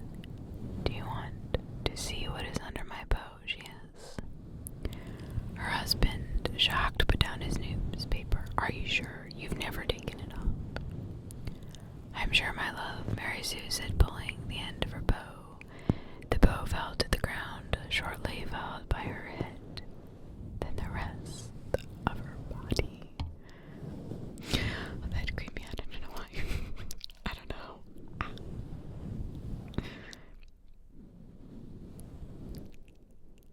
Alright, let's go to this. Bryce Krispies. Alright. A man and a girl go out to drive under moonlight. They stop on the side of the road. He turns to his girl and he says, Baby, I love you very much. What is it, honey? Our car is broken down. I think the engine is broken. I'll walk and get some more fuel. Okay, I'll stay here and look after the stereo. Whatever. There have been news reports of stereos being stolen. Good idea. Keep the doors locked no matter what. I love you, sweetie. So the guy left to get full gas for the car. After 2 hours, the girl says, Where is my baby? He was supposed to be back by now. Then the girl hears a scratching sound and a voice saying, Let me in. The girl doesn't do it, and then after a while she goes to sleep. The next morning she wakes up and finds her boyfriend still not there. She gets out to check, and a man, door hand hooked, had a hand hook car door.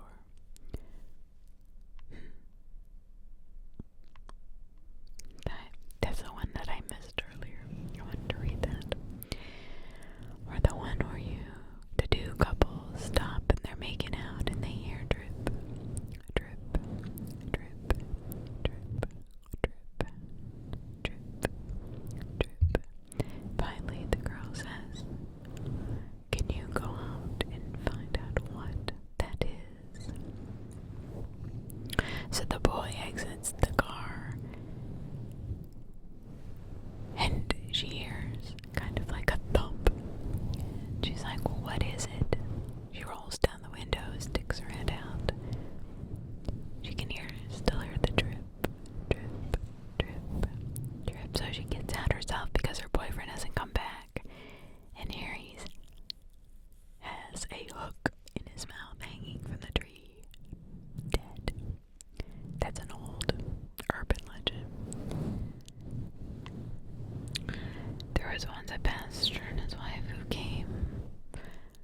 city to an old parish in a rural area. The people of the church had driven every single pastor out of the church since its founding. No one was good enough for them, and some people said they would have found fault with the angels. The pastor and his wife didn't stand a chance. They were both heavily criticized by the members. The pastor preached the Bible too much. He preached too little. His wife dressed too much. His wife underdressed. The pastor was greedy. He wanted all their money. The wife, Alice, was a snob. Worst of all, they were from the city. They refused to pay them enough to move away, and the couple, unfortunately, were trapped. The criticism continued and increased and became extremely malicious, until tragically Alice could take it no longer and ended her life. The very next Sunday night after the funeral, they had a business meeting. The church elders cruelly belittled the pastor for his many faults, and some even implied he was the reason his wife had perished. At this final cruel criticism, there was a horrible scream, and down from the belfry came Alice, shrieking accusations at the elders. She was dressed in her funeral clothes, and her hair loose, and her eyes wild and full of hatred. They all fled. The next Sunday morning, Alice again came shrieking down. Every time the church tried to meet, there would be Alice. And they were finally forced to abandon the building after a failed exorcism.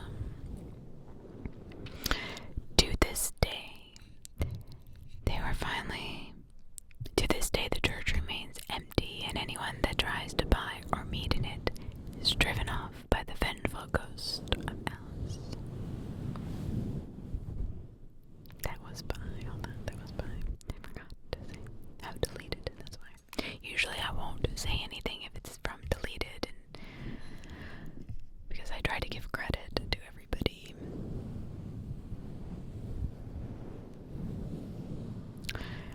One, two, three, spaghetti, 3, 2, 1. My mom's hometown, there was a haunted house that would disappear and reappear once in a while. In the hometown, there were a lot of superstitions and whatnot since it was the province. Apparently, the owner of the house married a mythical creature, and when the person died, the mythical creature was so sad, so sad, that they couldn't clean the house. When the house looked abandoned, a bunch of high schoolers entered the home and looted the house. They got caught by the mythical creature and killed. How angry she was. After that, the mythical creature enchanted the house so that it only appears when they need to do something and disappears when they don't. I wonder what province they're in. This is by the Big Effing Giant. When I was a kid, I used to have a recurring character in my dreams. It was an old man with a white mustache.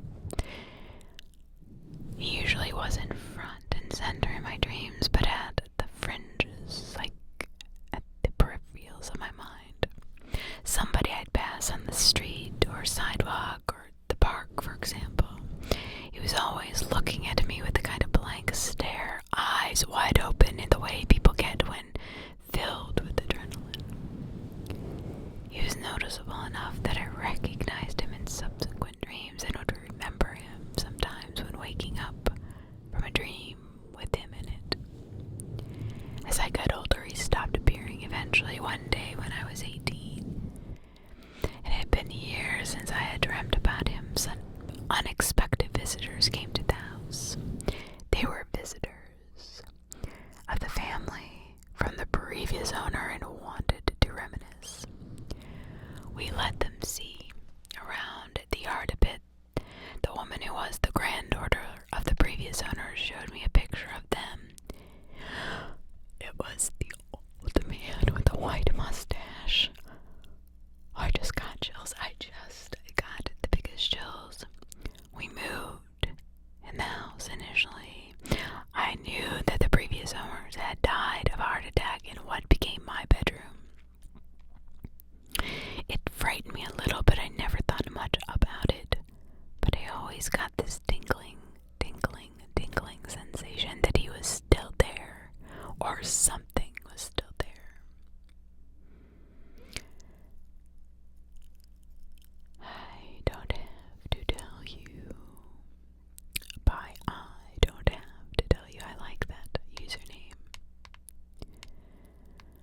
I know how to scare people, at least the ones around.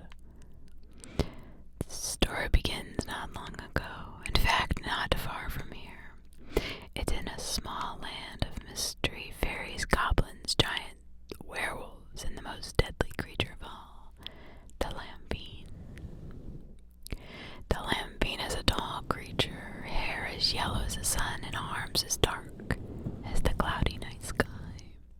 It only comes out every great once in a while. In fact, it comes out only every 42 full moons. Oh, I do believe tonight is that full moon, that 42nd one. Maybe not. I could be wrong. I can't remember, but that's not the story here. It began on a night like this. A bunch of children were up past their bedtimes telling scary stories. They had just finished telling the hook man story when they heard giggling behind them. The girls all shrieked and the boys jumped. Jack turned around with them. "Come out," he said. His voice was slightly quivering. Now this is a bad thing because a Lampine loves fear. It brings at its greatest pleasures. Cracking of twigs could be heard as a loud breathing came into the existence. Jack became terrified and slowly backed away, flailing and falling over the log. More high-pitched giggles. All the children at this point were crying and screaming for their parents. Jack turned to run to the others, being several feet from them, when his leg was grabbed. He screamed as he was dragged back into the dark woods. They could hear him scream in agony until a loud crunching noise stopped the scream. And then more giggling. That has to be the creepiest part for me. The giggling, anything. If I hear something giggling in the woods, I'm not staying there. That just terrifies me. Oh, I'm just getting chills tonight. These are pretty good. The air got colder as something was thrown out of the woods. Jack's head rolled to a stop right in front of them. Screams filled the woods until each and every one of their voices were silenced by the snapping and giggling. The Lampine only left behind the fear-stricken heads of the children, and their bodies were never found. That's a good campfire story. A group of wilderness explorers who were assisted by a good-hearted old woodsman accidentally chopped off his own hand. The explorers were terrified and fled, leaving the woodsman to bleed out and die. Later returned to try and help, but only found his disembodied hand. The boys disappeared that night, with a muddy handprint being the only hint as to their fate. And when you're sitting there, like I said before, at a campfire and there's pitch black behind you, that's when these get like super scary. And that's kind of how it is in my room right now. It's like there's my ring light, but everything else is pitch black and it's freaking me out. Grossman 006. I was living in high school with my sister and brother-in-law. One day I got home from school and went down into the basement to my room. It was a very big old house. My sister and brother-in-law's room was down the hall from mine, and I'm putting all my school stuff down. I hear my sister say, "Help me, please." So naturally I yell back, "I'm coming." I ran across the hall to the room to find nothing, no one. It all clicked in an instant that my sister's car wasn't even in the driveway. I was home alone. I'm sure there are logical explanations for all the things that happened in that house, but I was very happy to eventually move out. Yeah, I have some stories like that that I will never tell because I don't want the memory to come back.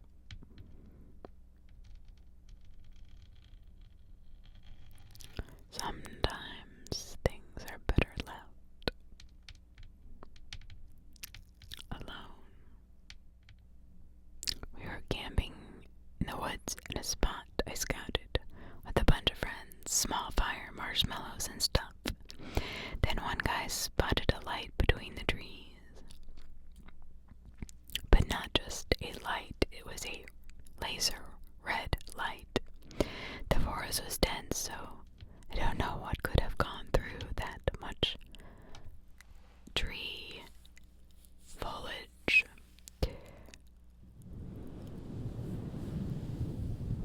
But the trees for more than a few hundred meters. We were a little bit afraid, so no one got to check the source. As it wasn't moving or anything, we kind of forgot about it after a while. But we wonder though, who was it? Oh my god, that would freak me out because it would make me think somebody was going to shoot me. That's terrifying. Oh my gosh. Bye. Deleted. Myself and a group of friends were on a hiking trip during the summer. We decided to stop for the night on the shore of a large lake. We got our tents set, a campfire started before nightfall. We had cooked dinner and we were having a good time around the fire in the dark. Our group was telling stories and laughing it up when we saw a light turn on, then off, directly across the lake. But we never thought anything of it and continued enjoying the night and the fire in the company. A short while later, we saw the same light turn on and then off. What is going on here? This time the light was further left from us down the opposite shoreline. Through the night we watched the light slowly get closer and closer to us. When the light was almost half a mile down the shoreline from us, we went off into the woods from the camp. We waited a short while and watched as a group of men walked into the camp with ropes and shotguns. They began to search around the campsite. One of the men was about to walk our direction into the woods when we heard laughing in the distance. The group of men left our camp without saying anything and continued down the shore. We waited a little while before emerging from the woods. Our group immediately packed up and hiked in the opposite direction of where the men had gone. We decided to cut our hiking trip short and return home. I was overcome with curiosity and began researching disappearances in the area of the woods. A number of stories popped up of unsolved cases where groups of campers would go missing without a trace around that lake. No bodies have ever turned up for any of the missing people. It gives me chills to think about what could have happened if we hadn't gone into the woods. What could have happened had there not been laughter from another part of the shoreline? My biggest question is what happened or became of the other people cluelessly enjoying their night. I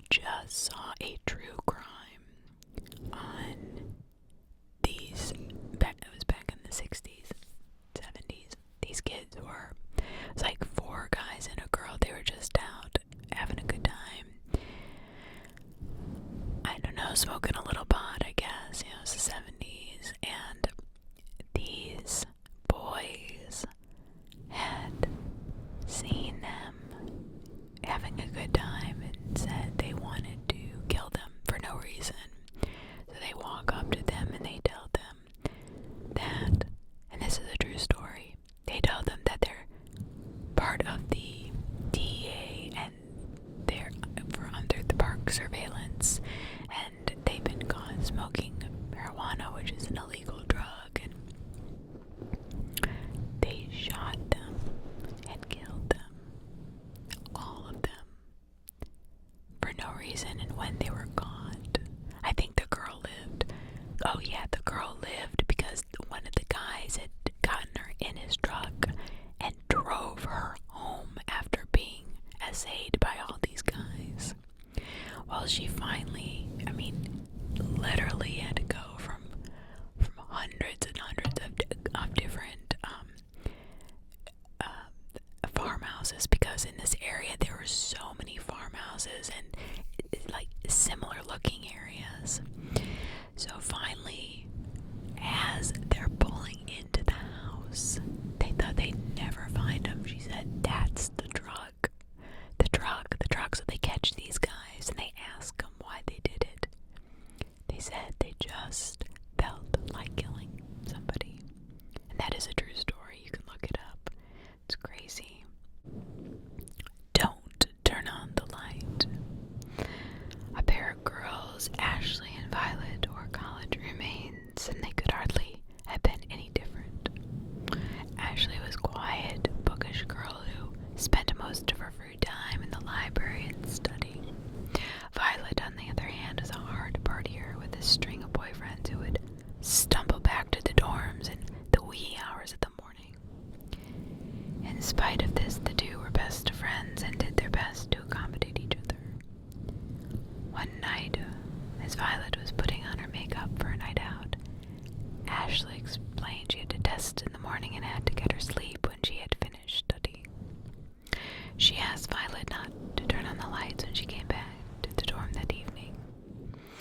Hours later, stumbling back to the room, Ashley, mindful of her promise, slipped into the room without turning on the lights, went to the bathroom to clean off her makeup and change out of her dress. Then she deftly tiptoed to her bed and quickly fell asleep. The following morning, Violet woke up with a mild headache. Rolling out of bed, she saw Ashley was still in bed. Making way to the window, Violet threw open the blinds, letting the light spread over Ashley's bed.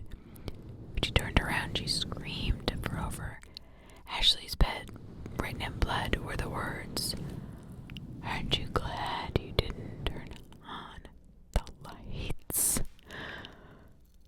The murderer was just there with her in the dark. Oh my gosh. That's crazy that the murder must have been under the bed. And she was there. Oh, that just gives me the creeps. Oh my god. Oh my goodness.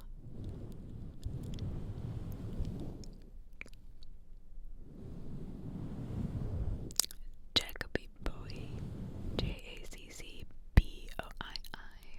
I love diving deep into Reddit.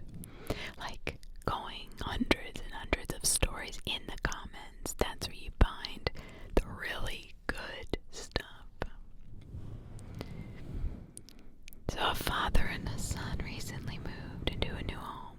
On the second day that they moved in, the boy saw lightning for the first time. It was just interesting for the father to see the boy mesmerized by something so scary and sudden. It soon became a pattern that with the boy seeing lightning outside the window, even without rain or sound of thunder, day after day. The father soon read in the newspaper of a local pedo that took pictures through the window. The father made that connection soon after, but before he could do anything about it, the boy walked up to his father and said, "Daddy, Daddy, there's no more lightning in my window." The father replied, "Oh really? It's gone now." The boy said, "No, it's in my closet." Oh my gosh.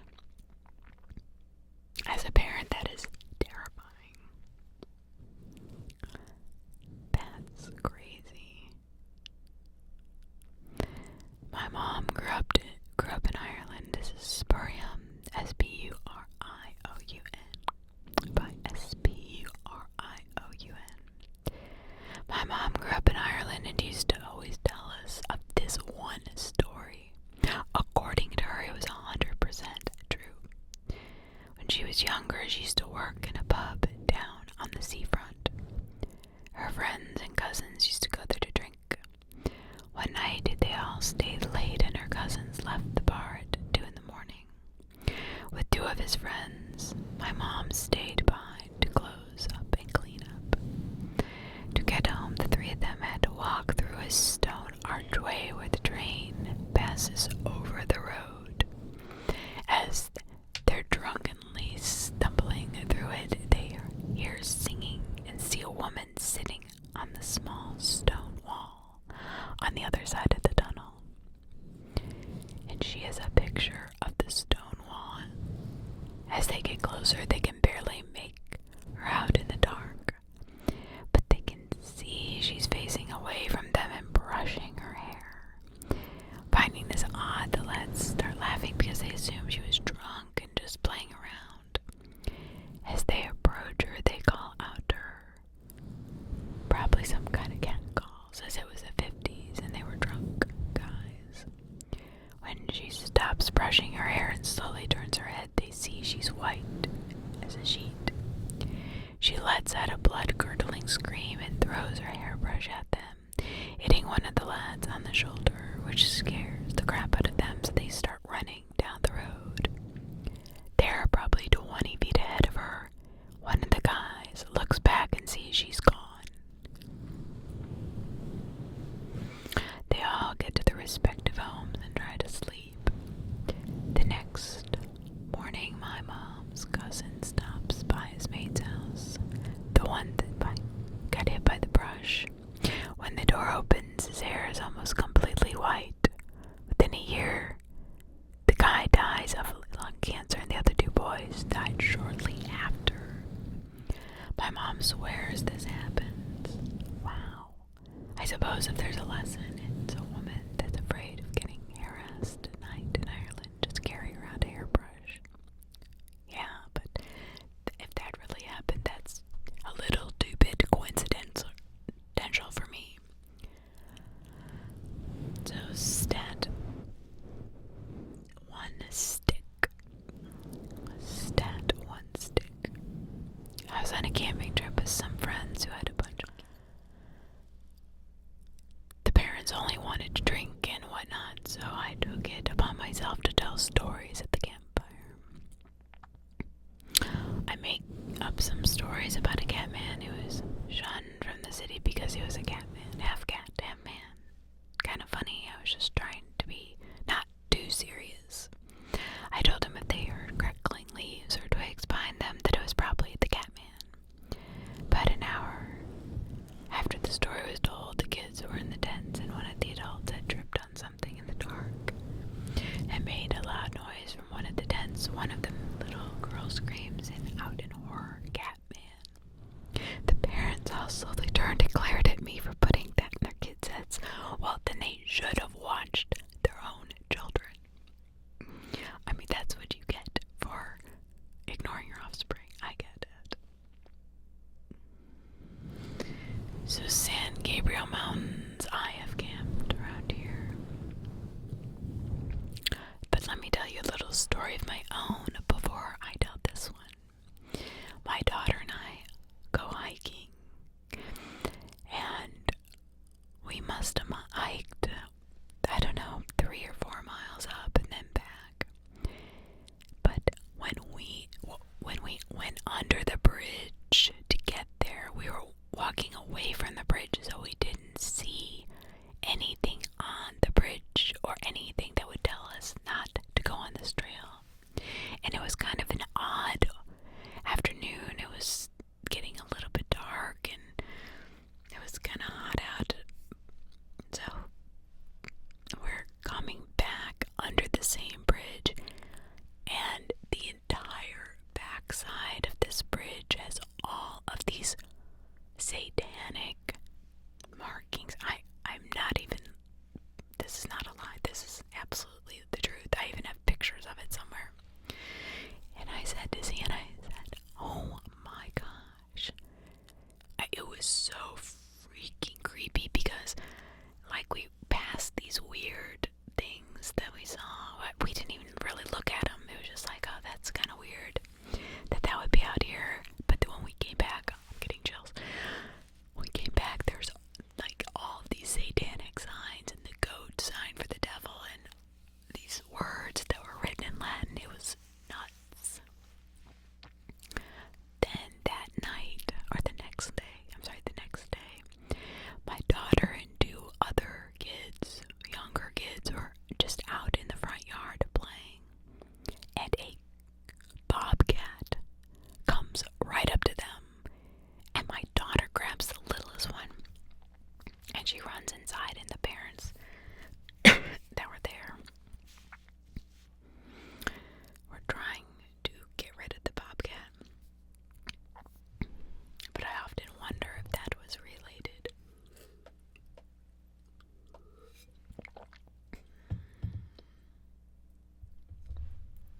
creepy things, man. Creepy things sometimes in this world. So if you ever find yourself camping around the San Gabriel Mountains, you can tell this story. Years before written history, Native Americans that lived in the area told stories of the people that lived in the mountains. Men that came at dusk. I haven't heard their oral stories, and many of these are kept hidden in secret from those that aren't members of the tribe. And even then, they're rarely spoken of. I can tell you of the accounts I've read and what I've experienced in those hills about 6 years ago. See what I mean? We'll see what happens. I get to the entrance of one of my favorite trails. Oh my gosh. I swear to God, I never knew this was gonna say this. A place called Hermit Falls, an east hike that ends at the place you can cliff jump off into a couple of craters filled with water. The hike was nothing special, neither was the time I spent sunning and jumping into the water. There's always someone there since it's pretty popular, but there was nobody there the day I was there. Well, if it's close. I spent most of the time bullshitting with locals and talking about how badass boot camp was, like the brainwash boot I was. At some point I decided I'd close my eyes and rest a bit. That was my mistake. When I woke up, the sun had already gone, and behind the valley, the craters made it cast the falls in a premature night.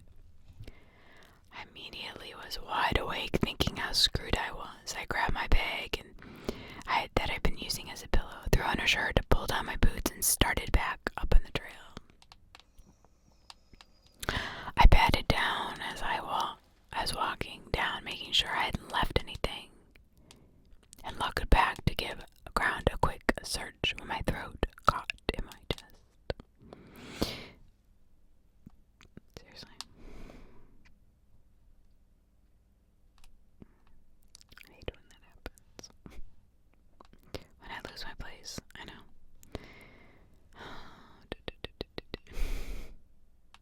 Alright, it has to be back up here. Seriously.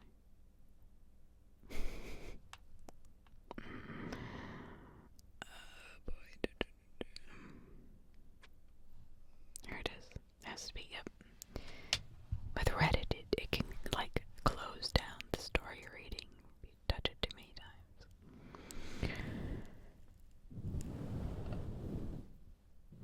Immediately, I was wide awake, thinking how screwed I was. I grabbed my bag I had been using as a pillow, threw on a t-shirt, pulled on my boots, and started back up the trail. I patted myself down as I was walking down, making sure I'd left anything, and looked back to give the ground a quick search when my throat caught. I'd gotten up high enough that the red of the sun over the valley was just visible. Standing in a semicircle around the falls were 5 motionless men, completely shadowed by the red light behind them. When I heard a shuffle of the bushes behind me and flipped about, thinking I was going to be attacked, instead on the other side of the river that led into the falls was another man, still shrouded by shadow but more detailed. I could see a hat, long brimmed, and he carried a walking stick in one hand. He extended a hand and beckoned before turning and disappearing without noise into the brush. Momentarily stunned, I looked back to where the other 5 had been. Out in the sunlight, had faded completely. Even if they had still been there, I would not have been able to make them out. Then, like a pop, the sound of crickets and frogs came out of nowhere. Like they'd always been there, but the noise had been suppressed. I booked it back to my car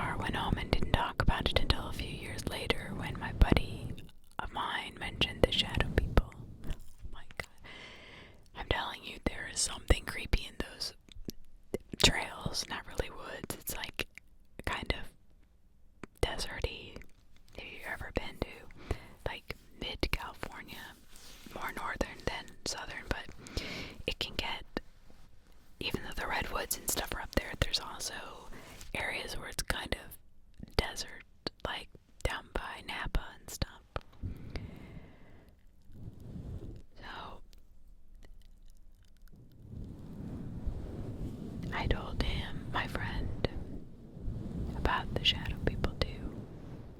So we looked in it together, found articles and articles on them. They showed up all over the country, but the one with the walking stick, has been sighted multiple times in the mountains in California.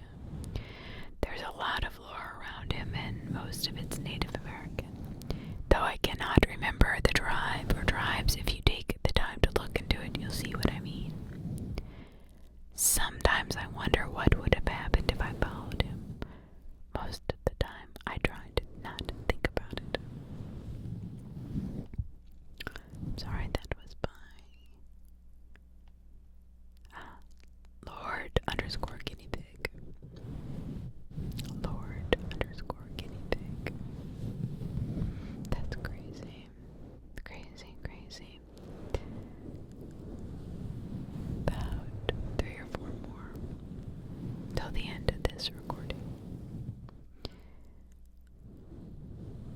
Afghanistan is a very mountainous country. He was traveling from Kabul to Mazar to visit his brother. About a 9-hour drive with a car in today's roads. On horseback, which took 2 days.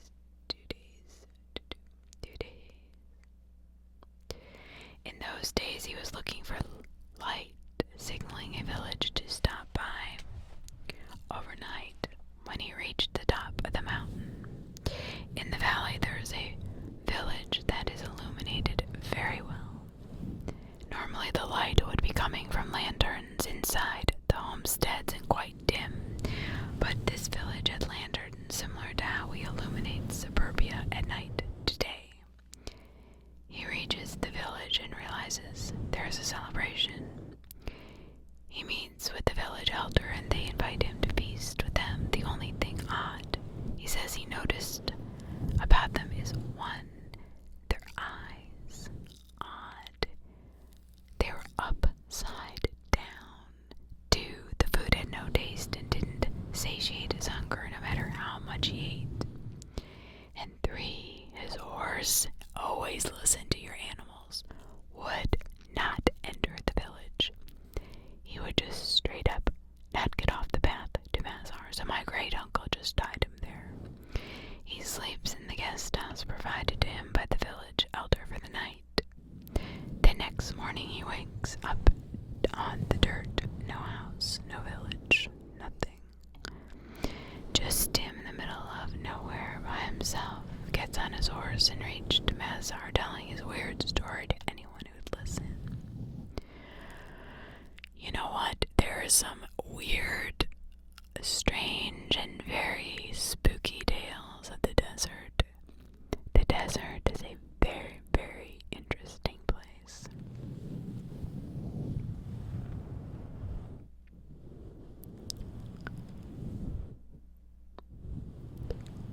Some good ones for the last few to put you to sleep.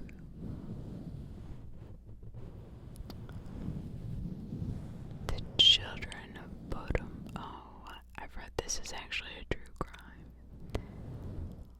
And I'll just read it because it is a very, it's like a mystery still to this day. On Saturday, June 4th, 1960, 4 Finnish teenagers had decided to camp along the shore of Lake Bodom, near the city of Espoo.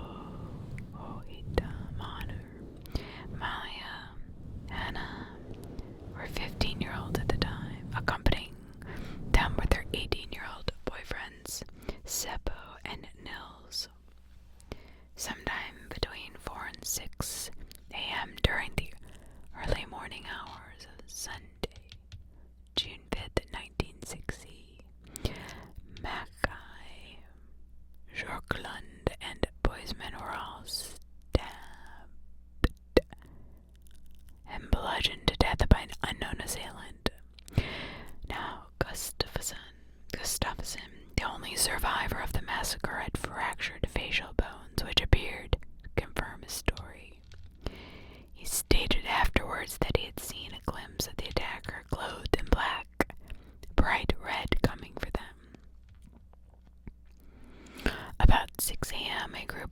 boys bird-watching some distance away had reportedly seen the tent collapsed and a blond man walking from the site.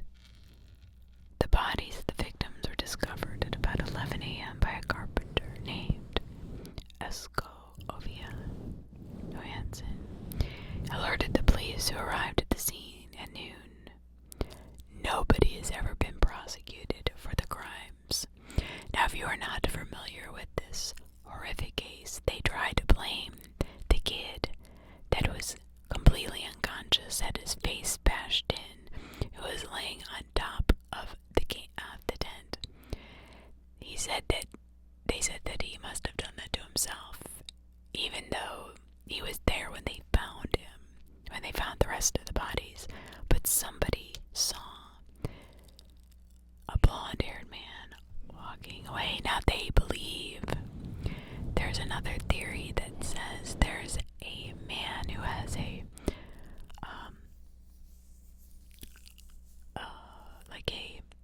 convenience store stand, but it's like outside, and the kids used to harass him and steal from him, and he was blonde, and they felt like he might have something to do about it.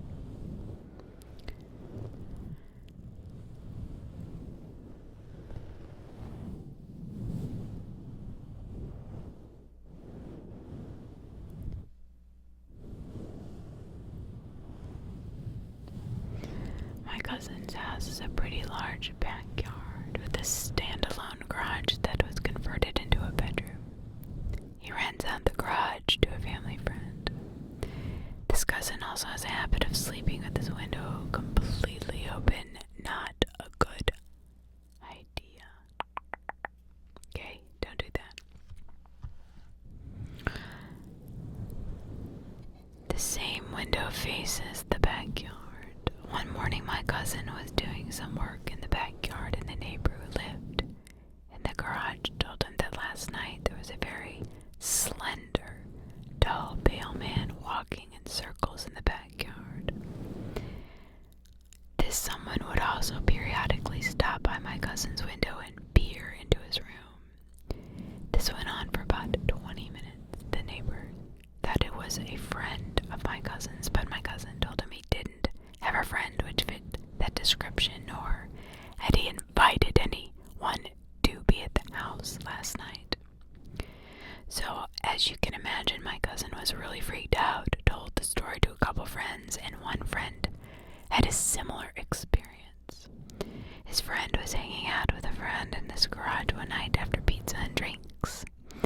His guest passed out, and he decided to go use the bathroom before calling in a night. When he came back from the bathroom, he saw a tall, pale, slender figure hunched over, staring right into the face of his sleeping guest. Shocked, scared, and quickly closed the door and called the police. The police asked him to check and see if the invader was still in the garage. When he opened the door,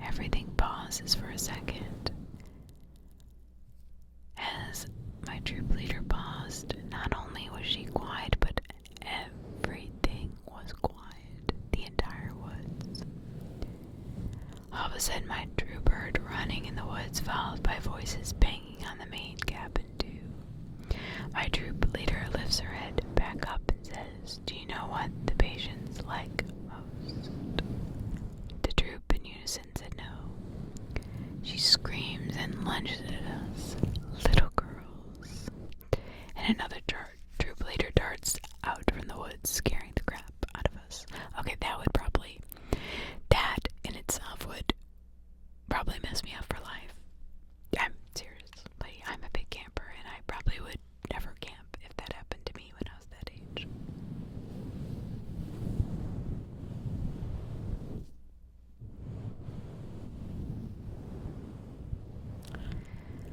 So this is NB in the corner.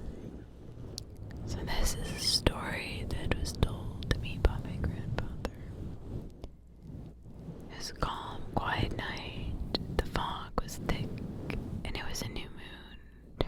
A young girl stood in the middle of the clearing, surrounded by thousands of trees in every perceivable direction. The girl had run away from home in the dead of night. As far as she knew, she was all alone. The girl lay down to rest, but something was watching her. Her screams could be heard throughout the entire forest as she was brutally mauled by a rabid wolf. The last thing she saw as the life drained from her eyes was the ravenous gaze of a wolf. The next day, her parents searched far and wide for the young girl, but they found was her mangled nightgown and her left hand. The two were devastated, and they locked themselves in their cabin for weeks. After a month had passed, their neighbor decided to check on them. However, nobody was there. But there was one thing that made his stomach turn. On the dining room was a severed hand, both left hands of the girl's parents. 2 days later, the neighbor disappeared as well, and his left hand showed up on his doorstep. One by one, the rest of the village went missing, and all that remained of the people that once lived there was a bunch of severed hands. That is definitely a good campfire story. So if you're like me, you like to camp way in the back country where there is pretty much just the danger of serial killers and bear, but bear don't bother you. I'm more afraid of people than I ever will be of animals. So excuse the blood wrote this. Me and my wife have a knack for going off the beaten path when we travel. One night we were on our way to see family in New England, and we find a cute town not too far from the highway to rest for the night. Of course, we closed the local inn rather than a chain hotel. We step into the inn. I see some flyers for local trails and points of interest. I also see a flyer titled, "Come visit the haunted hill farm," which was the inn we were staying in. I jokingly asked the receptionist about the haunting. She claimed the haunted room was 103, but that they didn't rent out that room anymore. Too many complaints, nightmares, early checkouts, and even some physical injury that caused legal concern for the establishment. I assume it's all to draw business. We grab our room's old-style skeleton key and head down the hallway to our room. My wife points out along the way, "Look, honey, it's room 103. Of course, we can't get in or anything, but I decided to look through the keyhole and found red. Nothing but red. Not necessarily crimson red, darker. I stood up, shrugged, and we went off out to our room.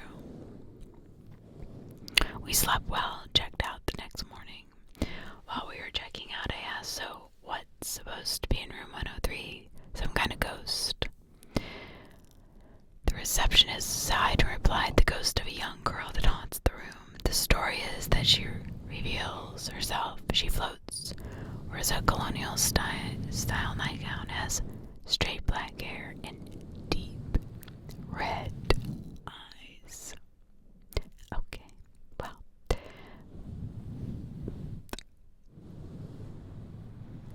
that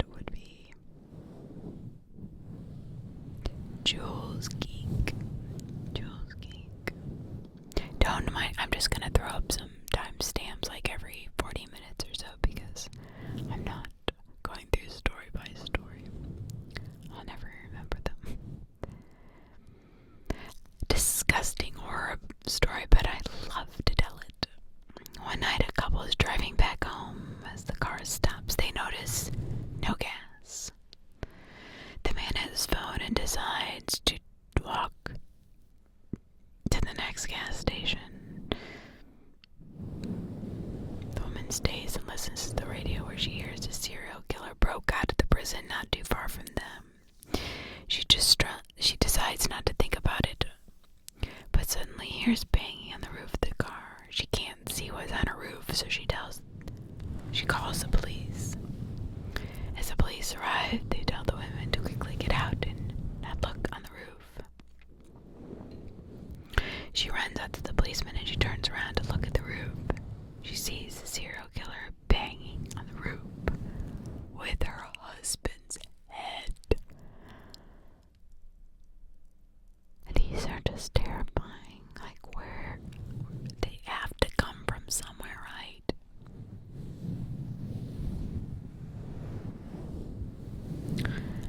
Opera 39191. I lived in Louisiana when I was younger.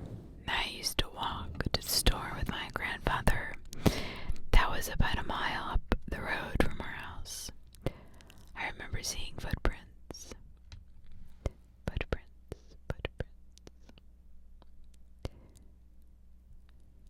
Embedded into the sidewalk, appeared in front of us, one step at a time. No one actually was ahead of us, and if you followed them completely, they led into a dip where the road and pavement meet into oncoming traffic. Oh, that's creepy.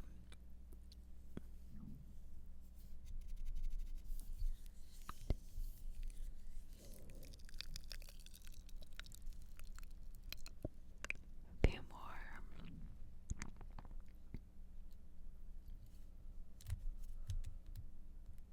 English is not my first language, so forgive me in my vocabulary.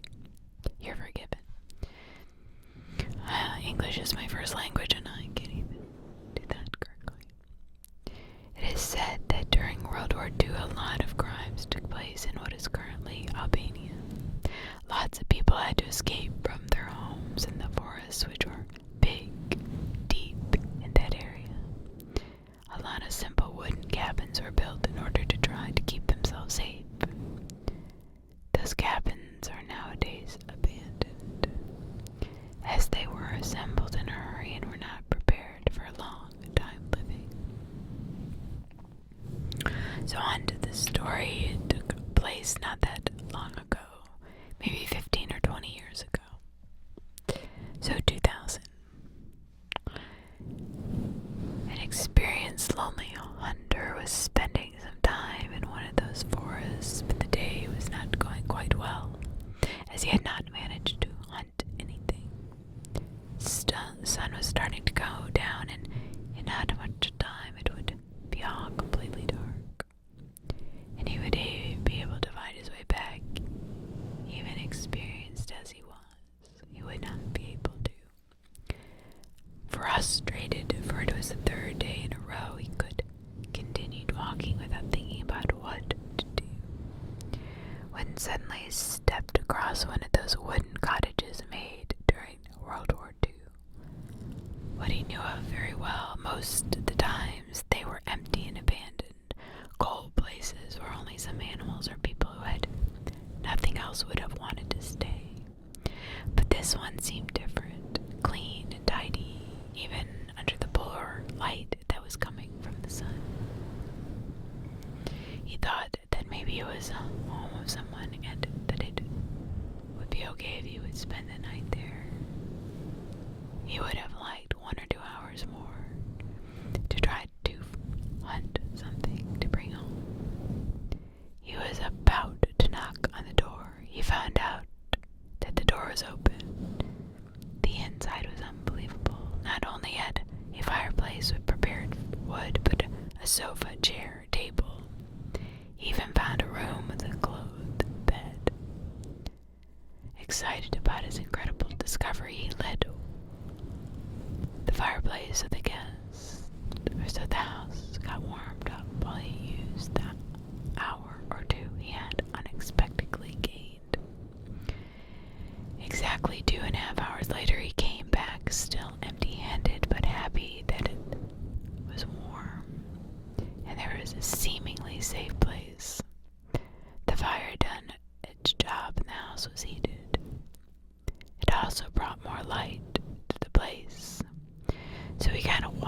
view of where he was. He saw again the chairs, the table, sofa. Then he spotted the paintings. The walls were filled with paintings. Ultra-realistic, horrifying pictures.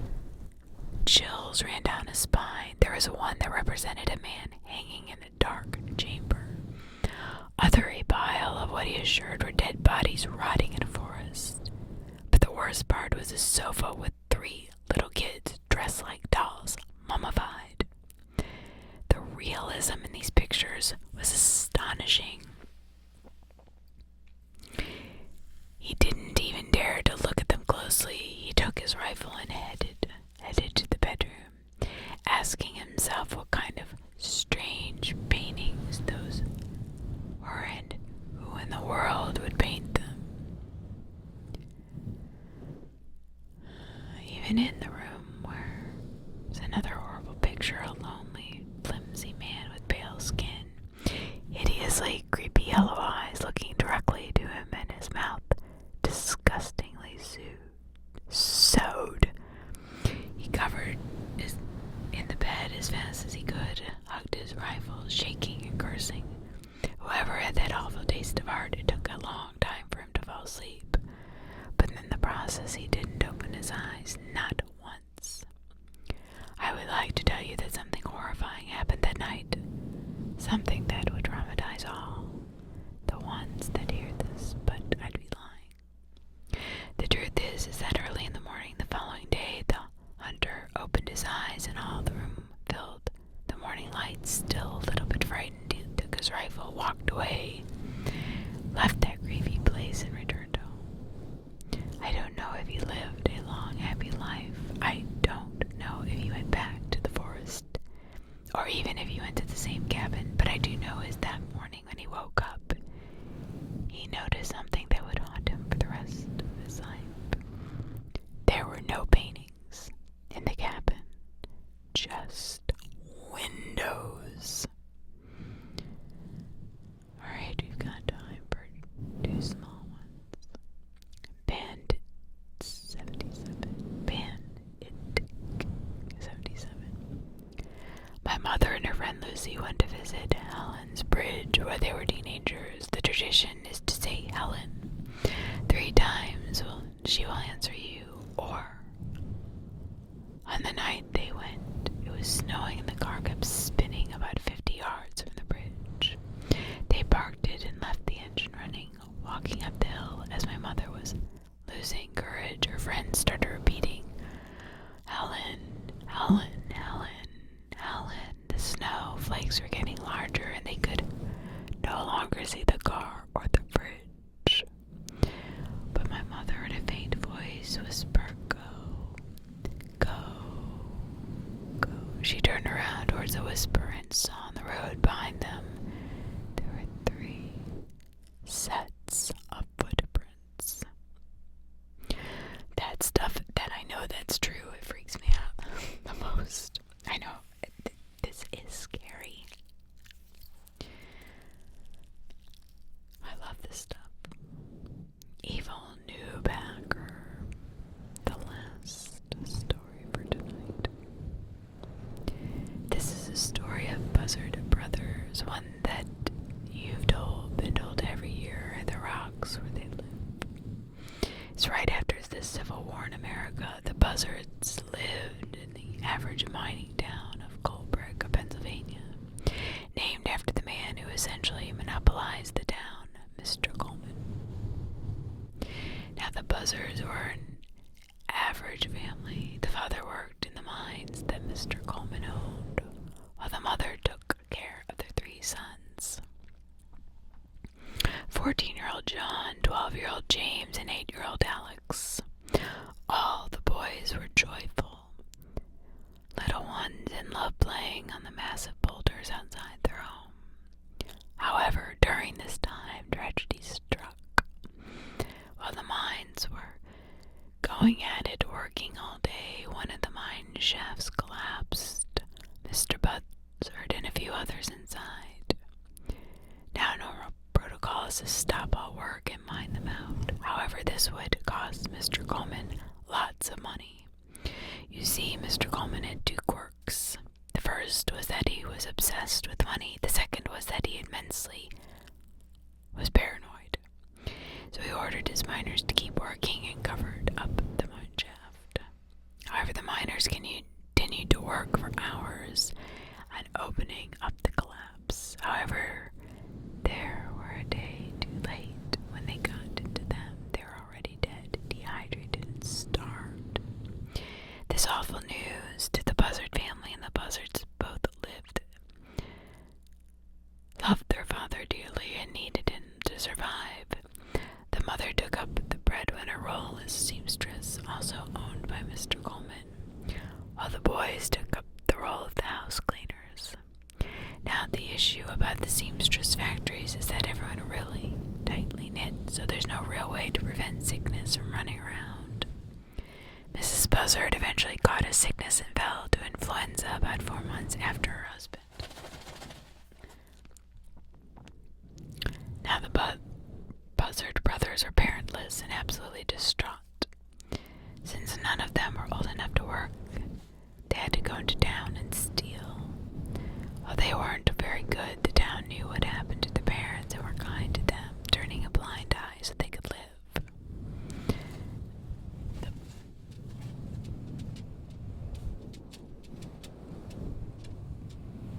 The Buzzard brothers were still living in their house at the time, but one day they got a letter.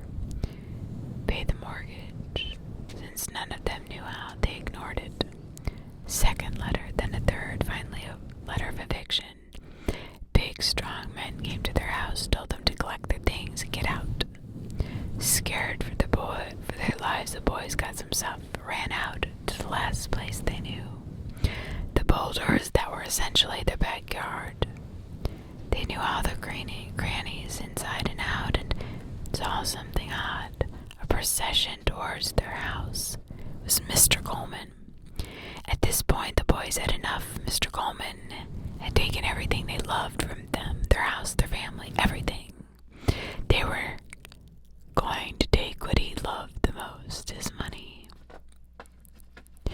There was something that everybody knew in town, that Mr. Coleman was paranoid enough about his money. He didn't trust banks to store it, so he kept it himself in a massive safe in his basement, guarded by 4 guards, all in rotation around the house. The boys scouted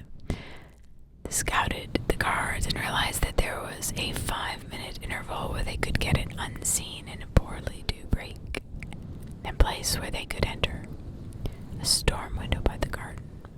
The night of the break-in was rainy and thunderous. The boys waited for the break and darted in from the woods. They pried open the storm drain and slipped through. There it was, the safe, where all the gold was. They had prepared for this. Alex stepped out by the window, waited for the flash of lightning, and gave the signal. John poured the gunpowder in, gave the match a light, and struck it in. Bam! Perfect timing, right as a thunder hit. Lock burst open and the safe doors swung open. There it was, all of the gold. The boys rushed in, grinning, and went towards the gold to pick it up, only to realize how heavy it was. Gold bars are immensely heavy. Thankfully, they were in luck. There were potato sacks in the room and wheelbarrows outside. They waited for the next break as fast as they could. With their small hands, they grabbed as much as they could and bolted. They were just back in the woods when the next cart came around the corner with all the gold. That night, the boys celebrated like crazy. They had done it. They had successfully committed the greatest heist in southern PA history. But it wasn't over. One of the guards recognized the storm window was open the next day and went in to check what happened. He saw the empty safe, immediately reported it to Mr. Coleman, who was furious. He called in the chief of police, saying that the chief could have some of the silver if the gold was retrieved. John was back in town stealing food again when he heard the commotion of the chief of police ordering people to find gold. John knew he had to prepare. He quickly ran to the armory and collected 3 muskets and lots of shells. He got back to Alex and James and Soon as they heard, they hid all the gold around the rocks, in all the nooks and crannies they knew so well. Now the gold is heavy, and since they got it all out in the wheelbarrow in the rain, it left a massive rut. The police chief soon found the rut and collected his men to go find where they led. Definitely towards the rocks. As they surrounded the rocks, they noticed the boys around them, guarding them with guns. At this point, they knew they found the thieves. "Give us the gold, boys," the chief of police said, "and all will be forgiven." "Give us our home, our mother and father first," little Alex yelled back defiantly. The police chief gave a second warning. "Give us the gold. We don't want to hurt you." "Never," John yelled back. "We'll never tell you where the gold is." Now one of the police recruits had never held a gun before, and he was horrified. His first job was going to be a shootout. His quivering finger, like all untrained shots, was on the trigger next to it, and when he shivered, he accidentally pulled the trigger. Bam! A full shootout started. All the men surrounded the rocks, and the boys in their locations. John, the oldest, was perched at the top of the rock. Where we tell this story, James was below him, hidden in the underbrush. Like Alex, was on the other side of the rock, hidden in a small nook where he could fit. John was shot first in the shoulder. As he plummeted down the rock, he landed head first on the ground. He was dead where he stood. "John!" James yelled as he went out to mourn over his brother. He was immediately shot in the neck, dead. At this point, little 8-year-old Alex was all that was left. And when he stood out of his nook to rush to his now dead brothers, he was shot in the shoulder. The police had realized what they'd done. They'd shot at the boys. These were even kids old enough to get apprentices, let alone be in the military, not old enough to get apprentices. Alex was quickly retrieved from his writhing state as police officers looked around for the scene for the gold. Our story now goes to the hospital where Alex is being cared for. His condition has improved, but not much. He was still immobile. The police chief and Mr. Coleman, clearly pissed off, walked in and gave Alex an ultimatum. "Show us where the gold is and we will light your sentence." After Alex gave a smug smile, winked, and said, "You'll never find the gold." It took the police chief to quell Mr. Coleman's rage as he left the room. They came in again 3 months later. Alex's condition was much worse and he could barely speak. Mr. Coleman asked, "Where's the gold?" Alex gave a wink and smile and whispered, "And you can only manage. You'll never find the gold." The nurse caring for Alex and the police chief had to drag the big, raging man out of the room. 3 months later, Alex can't even speak anymore. He's fully bedridden. Mr. Coleman comes in. "Where's my money, boy?"